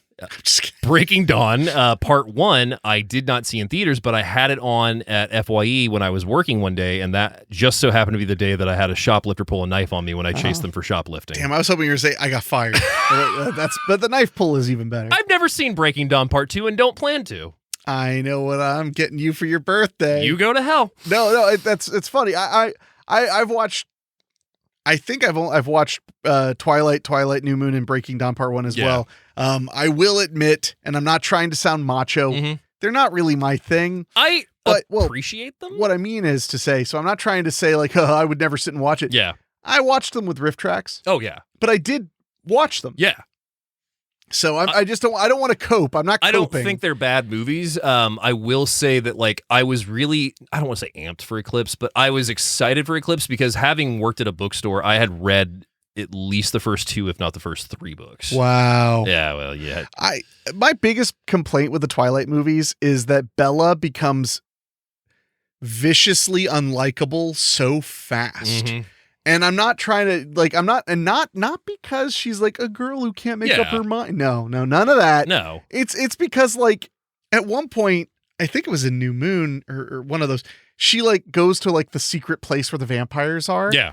And like when she's leaving, she just sees all these people walking into an abattoir to be murdered. She's like, la, la, la, I like a boy. Yeah. And I was like, I can't like this person. Yeah. The other problem I had, and I can't say it's because I never read the books, but in the first Twilight, my biggest complaint with that movie was that the way they fell in love was just being in love. Being in love. Like they literally just all of a sudden are just staring at each other and like, and just like, I can't, and I was like, could you guys like the same music or something? Like, give me something that's, this is not even a big issue with Twilight, but like the one thing that I can say in regards to Kristen Stewart and Robert Pattinson is those are the movies, obviously, that they were known for at the time because of they were course, huge hits they and were whatnot. Giant hits. They're not anywhere near any of their good work, in my opinion. I don't think. Well, first of all, they were both very young, which was on purpose. Yes. I mean, they were meant to play. Yes. They're meant to. One's supposed to be a teenager. One's supposed to be a teenager vampire that's hundreds of years old or whatever the hell. Yeah. But yeah, they're meant to be young, and Kristen Stewart is definitely. They've both went on to have incredible trajectories where they're picking great work, and I think that's probably how it was sold to them. Yeah. To do the sequels, especially. Yeah. Was they were being told like, look, if they make 4 films out of this and they're all a hit. Yeah. You could do whatever you want the rest of your life. Yeah. Like you'll probably never need money again. Side note, here's how you play online poker. Yeah. Whoops. Yeah. Yeah. That's what, you know what? That's a pro tip out there. If you're an agent and you have a client that could become a big celebrity, get them addicted to gambling. Yeah. Perfect. And then you can always get them to take the big paying gigs. Perfect. Doesn't matter how bad they are. I will say that when I took note of Robert Pattinson post Twilight, I fucking love Remember Me. I think Remember Me is a great movie. Oh yeah. Yeah. The ending of that movie, spoilers. Actually, no, I'm not going to spoil it. Okay, fine. But the ending of that movie you'll either love it or hate it. Like that movie is where the separation comes. And I remember Kristen Stewart in Welcome to the Rileys with James Gandolfini, where she played a stripper that he takes in to try and save. God, I haven't seen that since it came out. Yeah, that's a good one. That was a great one. And then because wasn't her big like breakout also? Wasn't it American Ultra? No, On the Road. Oh, On the Road. Yeah. That was like her big like indie breakout. Yeah, and I think that's also where I think she's nude in that film too, and that was like the big deal of that. If she's not nude, she was like extremely sexual. Yeah, I don't remember if she was nude or not, which is surprising. I need to get my shit in order. So that is when we see that Willie is receiving a gift from Felicia, and it's his track shirt with his lucky number embroidered on the back, but it's actually her lucky number 13, which is Taylor Swift's real life lucky number. Well, isn't that just clever? Your lucky number is the unlucky number of everybody else's. So Paula, Sean, and Kara have a lunch date where Paula informs him that another team has passed on him, and Sean states that he wants to have a relationship and kids. He wants to have the family time, but he also wants to play football. But Paula tells him that he can still do that and play football. Yeah. They just got to figure out how. Yeah. So he's kind of left on the back burner at this point, but back in the sky, Holden and Kate play backgammon, which Kate's kicking his ass at. Yeah, and they're just getting along. Yeah. They're making the best out of this very long flight. Yeah. And we're starting to realize that while her character is very I don't know, like kind of muted or not muted, but But she's already coming across as fun and funny. Yeah. But there are also these little moments where she's like kind of pointing out like what I do for a living is I have to read people, observe. And like she notices that like one of the stewardesses or flight attendants is watching them like a hawk to try and because she thinks they're together and it's Valentine's Day and she's trying to like help the romance along and stuff. And she also notices that Bradley Cooper is, although subtly, he is kind of Valentine's Day shy. Yes, he is. He's not a huge fan. He's handed a candy heart on a stick, and he just kind of pushes it. Some people call that a lollipop or a sucker. Yes. But he kind of pushes it up his tray table, and she immediately notices this. Like, he doesn't want really anything to do with it. And she asks him, or she kind of like goes on to read on him, and basically later on says at some point, like, it could be because, you don't like sugar, but I've seen you put the syrup on your pancakes this morning, so that's not what the case is. So clearly, like, it's got to be something like anti-Valentine's Day. And he's like, yeah, I'm recently broken up. And I've seen the problem, and the problem was me. So we'll get into that a little more. Oh, well, will we? So that's when we also see that, he notices that there's no wedding ring and that there was an issue of like no issue of letting a stranger cuddle with them, and just maybe has an issue with Valentine's Day. So at school, Julia is teaching her class, and that is when she's giving them an early Valentine's Day lesson. We meet one of my favorite kids in the movie, Franklin. Franklin is a king. I love that kid. All confidence, all chutzpah. Well, she's giving the St. Valentine's Day lesson, and he's like, St. Valentine's Day was a massacre done by Al Capone. Yeah, it was awesome. And she's like, thank you for that, Franklin. So that's when we also see that Edison happens to be in her class. So Edison is in the class taught by Julia, and that's when she's also taking note of the Valentine. Even one of the kids asked Julia if she's in love with anyone, and we cut away from the scene. We don't get to find out. Ooh. Back at Sienna Bouquet, Dr. Harrison Copeland makes his way into the shop, recognizing Reed, and he's like, hey, I saw you on TV. I have a surgery like in 90 minutes. Like, can I skip the line and order my stuff? And that's when he's like, yeah, no problem at all. So he takes an order for him. And he's like, I've got, 2 names here. Just a little discretion if we could. It's like there's a code, right? Yeah. He says, I have a florist code. Yeah. We don't ask questions. We send flowers. So he's like, here's the 2 names, a dozen red roses, blah, blah, blah. This is to this one and this is to this one. He's like, oh, okay. So like, Julia is your girlfriend? And he's like, yeah. And he's like, oh, and then such and such is your wife. And he's like, I thought we had some discretion. Yeah. I'm just, I'm getting the order right because he's realizing that this is her squeeze, and he even sees that her name is on this piece of paper. It turns out that they're best friends. Yes, they are, which we found out earlier. So we can already see that he's kind of got an issue with this. So that's when Alex arrives at Grace's house before Grace gets home. So her parents aren't going to be home, so he's deciding that he's going to make his move. He finds the hide key. Grace sends him a text that she's right around the corner, so he gets up into her room and has his guitar. He's throwing roses on the floor, and that's when he looks at himself in the mirror and decides to lose his boxers and just put the guitar right over his crotch area. Yes, well, and because he's written a song for her. Lighting candles, throwing roses. Oh, yeah, lighting candles, throwing roses, ready to throw something else. And, but what happens, because this is a lighthearted Garry Marshall comedy, yes, Mom comes home for some reason. Yes. Hears the guitar strumming upstairs, comes up, finds the naked 18-year-old boy. And I love this scene because he panics so much. And all I could think was like, it seems like if you just stop for a second. Yeah. And just like kind of what, so it's Valentine's Day. It's pretty obvious. Like, I'm gonna go. I'm just gonna put my clothes, but no, he just like makes up a bunch of horrible excuses. Knocks CDs off her dresser. Hits her mom with the guitar accidentally. Steps on the roses. Oh yeah, the thorns on them. Yeah. Says shit, and he's like, oh, I mean, shoot. And she's like, it's okay. I've heard the word. I've heard the word. It's a very funny sequence. Well, and the mom isn't even like, she's not even like worried. It's more so she's just like, what is going surprised. on? Like, yeah, surprised. Well, she was mostly worried that there was a stranger in the house before she realized it was him. Yeah. So she's not even that like. She doesn't even look particularly upset or anything. She's just kind of like, and then he just runs out of the house with his stuff naked. Pushkin, the dog, is biting on his boxers, rips his boxers, so he just rips them back. And so he's got a guitar over him. He's running downstairs, and then the mom even goes, Alex, cover your hoo-hoo, as he's running out the door. And so he's running out in the street. We hear one guy catcall him, and then right as he gets to the end of the corner, Grace comes around, and she's like, what's going on? And he's like, Mom. He's like, your mom? Yeah, your mom was at your... Oh, my mom. What'd you tell her? It's okay. Like, I think my scaredness like covered it up fine. I think she believed me. Yeah. So back at the firm, Liz is at work with another client on the phone, posing as a Russian dom this time with her equestrianness. And she quickly gets her client off by basically picking up a rubber band ball and just snapping it, saying it's a riding crop. Yeah, saying it's a riding crop. And that's when Jason rolls up with his mail cart. He, gives some poetry to her for E.E. Cummings, which is one of her favorite poets. And that's when he also says that he's got 2 tickets for Valentine's Day dinner and for the Hollywood Cemetery screening tonight.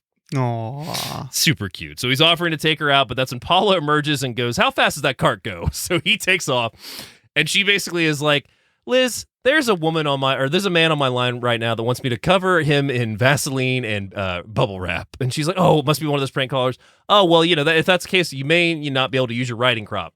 Immediately she's on to her, and she's like, oh my God, I'm so sorry. She's like, no, you have a way with dirty words. I like it. Just make sure you answer my calls first. Yeah, it's so funny.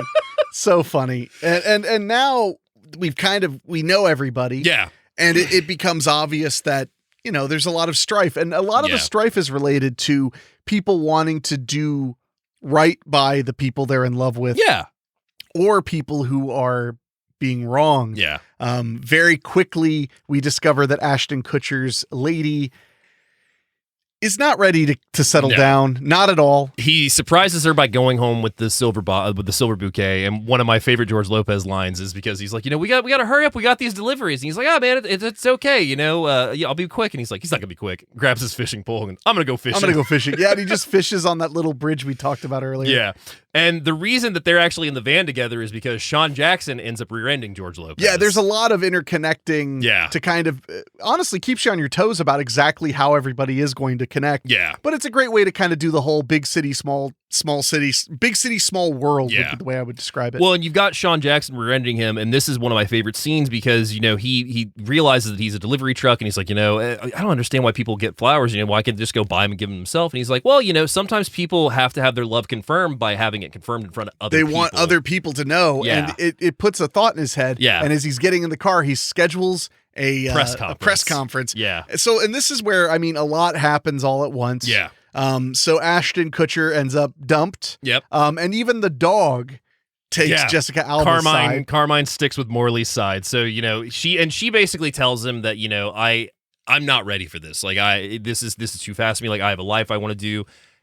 I can't do this. This is beautiful, but for someone else. Well, so and there's a great part where he says, like, did you even consider, actually marrying me? And she's like, of course I did. Yeah. And it's actually one of my favorite parts of the whole movie. But then she says, like, but don't you want a woman who doesn't have to consider it? Yeah.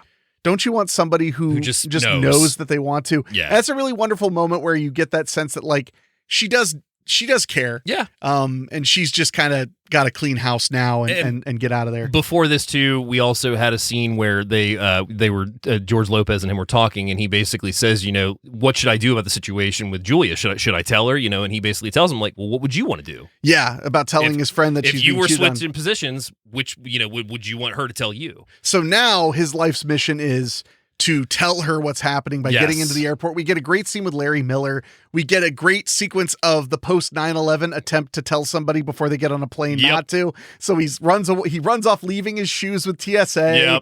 It's a great sequence. And he basically gets her to not get on the plane. Yeah. But now she wants to find out for real what's going on. She goes to the hospital. Yep. And I love this part because she gets to the hospital and just asks, like, the doctor, is he married? Yeah. And they're kind of nervous, but they say, like, they celebrated their 15th wedding anniversary. Yeah. And then the older nurse comes up to her and just tells her where they're at. Yes. Which I like that little moment too, especially because nurses are that way. Yeah, they can be. They can be. Yeah. And rightfully so. I mean, he's two-timing. Screw him. Yeah, so she goes to the bistro, and just so happens that, Harrison and his wife are sitting down to a nice dinner. Julia puts on a server outfit, comes around the table, and basically hands him his ass subtly. It's so great. And so as that happens, we also see Topher Grace and his lady. Are they at the same restaurant? Or is it no, they're at a different one. Well, they're at a different one. But we see them on their Valentine's date. But because he clearly got last minute reservations. Yeah. They're sitting at a long table with strangers. Mm-hmm. The strangers are interrupting all of their exchanges. Also, it's very clear Topher Grace is very uncomfortable. Yeah. Because they have been together for not a very long time. But also, and this is something else I like too, he just kind of had this feeling in his gut that she was keeping something from him. Yeah. Which is her phone sex operator stuff. And at one point she leaves dinner to go do a phone sex call. He confronts her, catches her doing it, thinks she has a boyfriend that she's hiding from him. But then it's a nice scene. It's a great scene. Well, he's a little mean, but granted, because at one point he says, like, I'd say I'll call you, but I can't afford it. Yeah, and then he's like, but then the second he says it, he's like, I should not have said that. I should not have said that. And I can't even hate him though, because he was being lied to. Yeah. And there's no greater cruelty than somebody you care about or somebody you're trying to open up to lying to you. And while all this is happening, we also had this incident where, because there's a lot to get through. There's a lot. Where the young woman, the one who didn't lose her virginity earlier, Grace. We find out that the grandparents, that she babysits the little boy. Edison, and accidentally reveals that there was some infidelity in their marriage because Estelle, they're both the husband or the grandfather is very proud that he's only ever been with his wife. Yeah. So she ends up revealing to him that there was an affair a long time ago, short-lived. With his business partner. But she wanted him to know before they renewed their vows. but now he's stormed off. Yeah. A lot is Edison's unwinding. flowers are one of the ones that got injured or one of the ones that got damaged in the delivery. So his flowers never show up at the school. So he's distraught. He goes to soccer practice. He's playing with this little girl, Rainey, who we mentioned that was in Companion tonight. Yeah, this little cute Indian girl. And, we see that he's lovesick again, but they leave and end up going. But he decides at one point to sneak out when Estelle and Edgar have their out and everything with the infidelity. And that's when Grace sees him, goes after him. He ends up going to Sienna Bouquet because at this point, Reed has hopefully tried to help Julia as much as he can, but he goes into the shop and he's like, "Mister, you owe me flowers." So Reed, out of the kindness of his heart, grabs the silver bouquet box. Yeah, and it's been referenced earlier that the little girl, the Indian girl, her family owns an Indian restaurant. Yeah. And so happens to be where I can't think of the name now. Shit, Kara is having the anti-Valentine's Day party. Exactly.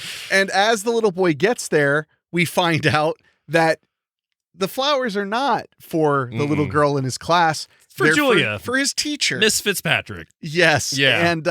And that's a really sweet scene too. I mean, the movie has a lot of sweet moments in here. There's a great. We've got to talk about freaking Julia's arrival because she wasn't going to make it to the anti-Valentine's Day party, and this is at this point, Kara's the only one at her own party. She's sitting down. She's getting ready to leave. Julia walks in, and she just picks up this bat for the heart pinata, beats the hell shit out of it. Yeah. And then how's that for open heart surgery? Yes. It's a great moment. And then all of a sudden, a ton of friends file in. Yeah. We see people from earlier at that dinner all explaining that some of them have been dumped already. Some of them have already been cheated on. And two of her friends realized they were on the date with the same guy who was bouncing between their tables. Because my first thought was like, I would have never known, but he showed up with that water buffalo hat on. Yes. Flintstones reference right there for you. So we also mentioned that Kelvin had to go to the Sean Jackson press conference that he had called. And Sean Jackson announces that he's gay. And he's gay, he's going to play and everything. So Kelvin gets this big scoop and everything. Kelvin ends up showing up to the anti-Valentine's Day because him and Kara had a little thing they had at a the moment. office. Yeah, they had a moment. Yeah, because they're both vulnerable. Well, they both celebrate anti-Valentine. Well, not just that, but they celebrate having like a lack of sentimentality. Yeah. That's the word. So that's kind of what bonds them, is that they're both kind of like, I don't care about all this stuff. Yeah. But in reality, they might not hate it. And there's a great part where he says like, "Oh, I'm her date." And her friend just takes the wine glass from her, and walks away. I love it. So by this point, Alfonso and Reed walk home, and that's when Alfonso tells me, hey man, it's still Valentine's Day. There's still magic to make. Like, get out there and do something. And we see a really sweet scene of him going in with his family and his wife, and we even see later they're on the swings together. Oh, it's so wine cute. Well, and he gives the whole thing where he's like, "Well, I'm really lucky. I married my best friend." Yeah, and that's where he says like, maybe you should think about why you cared so much for your friend. Yeah. And there's also there were some other little hints too, like when he's talking to Jessica Alba and she's like, how many kids you want. And then when he's seeing his friend being a school teacher handling children, you see that little moment where he's like, wow, she's wonderful. Yeah. So now he's like, maybe I should put something on the line, especially since we're both newly single and just kind of never really had it happen. Yeah.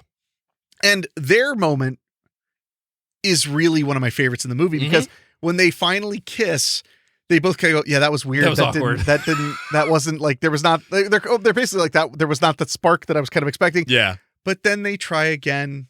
It's cute. And it's very, very cute. Yeah. And but I also love that scene because we also get such a feel for what a great dude Reed is, because he's literally chopping the stems off these roses and tossing them into the water, hoping someone will find them and see be them in the happy. morning. Yeah, it's just a little thing like that. Yeah, and meanwhile, Topher Grace ends up going to the Hollywood Cemetery, thing, and it turns out they run out of tickets. Yep. So he ends up giving his extra ticket to Edgar, the last one in line. Yeah, the first one they cut off. Yeah. And as they're watching the movie, we realize the movie stars Shirley MacLaine. Yeah. And then she shows up. Yep. So Topher kind of exits stage right. We have a beautiful reunion between them. Topher decides that maybe things, maybe he was too harsh, especially with only knowing her for 2 weeks. Yeah. Maybe he should be a little kinder. But then we also get a reveal where Bradley Cooper helps. He helps. Kate. Captain Kate. Yeah, he helps her get to where she's going. He says, like, it'll take you an hour to get there on the shuttle after all that traveling. I've got a car. My driver will take you anywhere you want. Yeah. Really sweet moment. But then I just want to jump ahead to what happens with Bradley Cooper's character. We find out that his breakup was over Sean Jackson, the football player, and that's why he came out, so that their love could be connected, could be known. Yeah, no, because the idea of being a secret, would be harsh. Well, he even walks in the house and he's like, you saw it, and he's like, yeah, and that's it. That's what we get of that, and it's just that little thing is perfect amount. Yeah, and I think it's pretty obvious that the reason Bradley Cooper's character felt like he was the problem was because he was the one that didn't want to be a secret. Yeah. So now they've kind of had that realization. There's also a great part where he's saying, like, I don't care that I'm the first openly gay professional I love it football player. At the press conference, he's like, and keep the questions cool. I'm not above kicking anybody's ass. He's like, I'm not above kicking any of your asses. So it's a great moment, but I also want to say one of the best reveals of the film. Oh, yes. Yeah, I will tear up. Is Julia Roberts, because as we see her get home to the special man in her life, go on. It's Edison, the little boy who was lovesick is her son. He was, his mom's been in the military. That's why she's gone. That's why he's living with his grandparents. And earlier on, after he'd been rejected by his teacher, rightfully so, she does tell him, you should give this to Rainey, and Rainey loves that. Yeah. And she's the only 8th grader that has Frank Zappa on her iPod. Loser. No, it's really it's all sweet, but so that ending moment where she's with her son and they finally get to be together, really wonderful. The grandparents are back together and they are so happy to see them reunited. And gosh, I mean, the closing with Liz and Jason I really like too, because Jason brings her back her Polaroid camera and he's like, I thought we could do, I thought we could try again. Gives her a card of all their Polaroids put together. A handmade Valentine. Handmade Valentine's. Nothing beats a handmade Valentine. And it's full of the photos she was taking because even though they were just starting to see each other, they really were connecting. Yeah, and he takes Estelle's word because she finds Edgar in the cemetery when they have that meet and everything. She basically says, you're going to forgive me because, we're in love and people who are in love see each other for the good and the bad. And he goes off, does all that. Yeah. And even at that point, too, as he's giving her the card, her phone rings. She answers it and goes, Sugar can't come to the phone right now. She's got to make love to her boyfriend on Valentine's Day. She hangs up and then says that to him. Yeah, it'd be a little. If she said that to that'd be a cuckolding fantasy. Maybe she's like, oh, don't worry, that's Marty. He loves that shit. And then, she basically tells him, this is what I like. I like simple. And as they're kissing, we see a band, like a 3-person band, come into the apartment, and Topher Grace is just waves them away. No, and they just. And the one in the middle, Garry Marshall. It's so good. It's so good. He looks so disappointed too.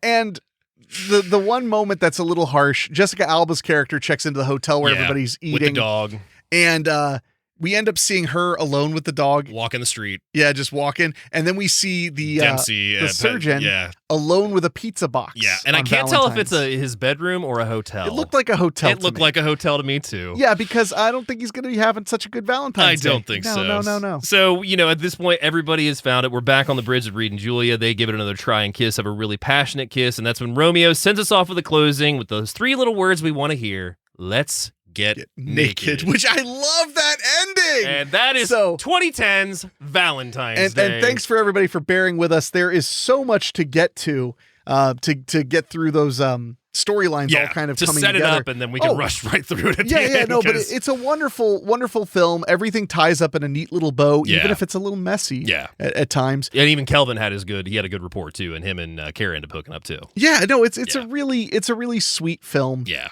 And it's definitely worth watching on Valentine's Day. This episode's airing right before Valentine's Day. Yeah. So if you yourself have a 2-week-old relationship and you're trying to figure out how the hell you're going to make it work, hey pal, where can they watch it? So we mentioned it earlier. But it's available to rent right now on Vudu or Fandango. You can also get a Blu-ray right now pretty cheap. Like I want to say used copies are anywhere between $8 to $10. Why'd you have to find that out? Was it because you couldn't find your copy? I at one time had this on Blu-ray, but this is happening a lot lately. I don't know what's going on. But you're saying that as if I never steal your movies. No, I know you don't.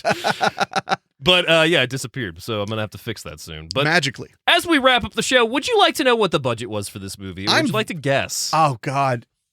It's got to be higher than I would guess, so I'm going to say $85 million. You're way too high. Oh, really? 52. Okay. So $52 million is the budget. Still a high budget for a rom-com. Opening day is February 14th of 2010. It makes $56 million. Wow. Grossing U.S. and Canada, $110 million. There's a reason there were two more like it. Mm-hmm. Yeah. And grossing worldwide, $216 million.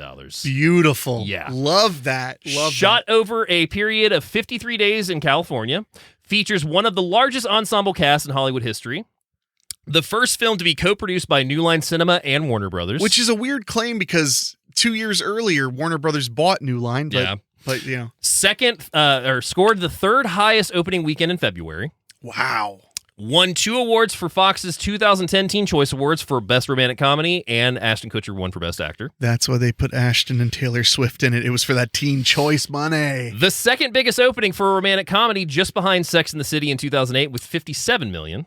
Yeah, and that had a fervent fan base. I mean, it still does. Sandra Bullock turned down the role that Julia Roberts had in the film. Jennifer Aniston and Jodie Foster all turned it down as well. Julia Roberts was paid $11,952 for each word she says in the film. Oh, that sounds right. 250 words in return for reportedly $3 million paycheck. However, her contract also said she received 3% of the film's gross. The film was a huge success, and she wound up with nearly $10 million payday. That makes sense because she was one of the biggest stars in the entire world at that time. Yeah. And I'm guessing she took that deal because of Garry Marshall, because they had worked together. And she was a great addition to the film. She absolutely was, yeah. Katherine Heigl was considered for a role in the movie, but was dropped because of salary demands. No surprise there. Well, with that size ensemble, that's why I guess like $85 million, because a lot of those people could easily command $3, $4, $5 million right then. Since Captain Kate Hazeltine wears the patch of the 101st Airborne U.S. Army on both shoulders, the left shoulder signifies that she is presently serving with that unit, and the right shoulder signifies she served with that unit in combat. Oof. Well, they definitely suggest that she is not having, as if there are many easy times in military, serving. But she definitely hints that she's had a go. When Edgar is at the cemetery before the movie starts, on the movie screen is the title of the movie Hot Spell from 1958, and pictured the two main characters. He mentioned that the woman on the screen is his trifecta. When asked if he meant literally, the actress on the screen is in fact Shirley MacLaine. Yeah, no, it's so good. Jennifer Garner stated that the smashing of the heart pinata took multiple takes, and she was actually pretty sore several days still after shooting. She was swinging the hell out of that thing. Yeah. And the outtakes they have at the end credits are really fun because there were a lot of great moments like that. Hector Elizondo said that what brings him joy on a Garry Marshall set is Marshall's desire and ability to mentor young actors and watching the big kid come out of him on every movie. Elizondo added that Marshall will always find the good performances in his actors and never loses his temper, even adding that the numerous times they played softball together, Marshall was always a joy to be around in any setting. Oh, that's really sweet. At Los Angeles International Airport's baggage claim, Holden and Kate are standing near a couple of chauffeurs who are holding signs that read Unger and Madison, the main characters of The Odd Couple from 1970. Garry Marshall was a writer, producer, and director of the show. I mean, yeah. Damn. At the time the movie was released, the star-studded cast had collectively been nominated for 16 acting Oscars during their careers, including 4 wins. The nominations are shared by actors and actresses Kathy Bates with 3, Jamie Foxx with 2, Anne Hathaway with 1, Queen Latifah with 1, Shirley MacLaine with 6, and Julia Roberts with 3. Damn. So, what are your final thoughts for 2010's Valentine's Day? Oh, man, it's a rent it. 1,000% rent it. I was very happy to watch this movie. I'd actually had a very hectic day. When you got to my house today, I was literally shoveling my dinner into my mouth as fast as I can. Yes. And I'm a little grumpy. I'm on a diet. I mean, it is almost 2 a.m. right now as we're recording this. Your mom is 2 a.m. as we're recording this. Yeah, I know. Well, that's because some people have like an angel and a devil on their shoulders. Yeah. I have an angel and a David. Mm-hmm. The angel was like, let's go to like the 7 o'clock companion. Mm-hmm. And then the David on my shoulder was like, but we could see it in XD. We could see it in basically IMAX, which was an awesome experience. I'm not saying it was a bad idea, but we've been trying not to record so late. But I'm having a great time with it. But it was a great film to get a chance to watch, especially because, frankly, with how tumultuous the holidays were for me, I didn't get a chance to watch most of my favorite rom-coms. Yeah. So I didn't get a chance to watch Love Actually or anything like that. But Hot Frosty. But I did. Well, you know what? That was one of the highlights, though. Honestly, was Hot Frosty. So I really enjoyed the hell out of this movie. I think that it's a perfect example of a Garry Marshall rom-com. Yeah. It is inoffensive to really anybody that has, that isn't, screaming how much they hate Valentine's Day until they're not single. I think I think it goes without saying there's so much love in this movie. I know that's easy to say with a Valentine's Day movie, but there's so much love from multiple standpoints of it, with the family, with your significant others. I mean, just little cute moments throughout the movie. Oh yeah. Like one of my favorites is the little girl gets placed on the counter at the flower shop, and so she hands it over to two nuns, and she's like, what did she We're say? Jewish, We're Jewish, the by the way. She's like, oh, God loves everyone. No, there's so many great little moments. I mean, the Larry Miller scene is one of my favorites. It's just there's so much to get into. But Joe Mantegna. Joe Mantegna literally just yells at Ashton Kutcher like, use your turn signal, you idiot. It's a great cameo. And because it takes place in LA, as a treat to myself, he's himself. Yeah, Ashton Kutcher's character just almost drove his truck into Joe Mantegna and he screamed at him.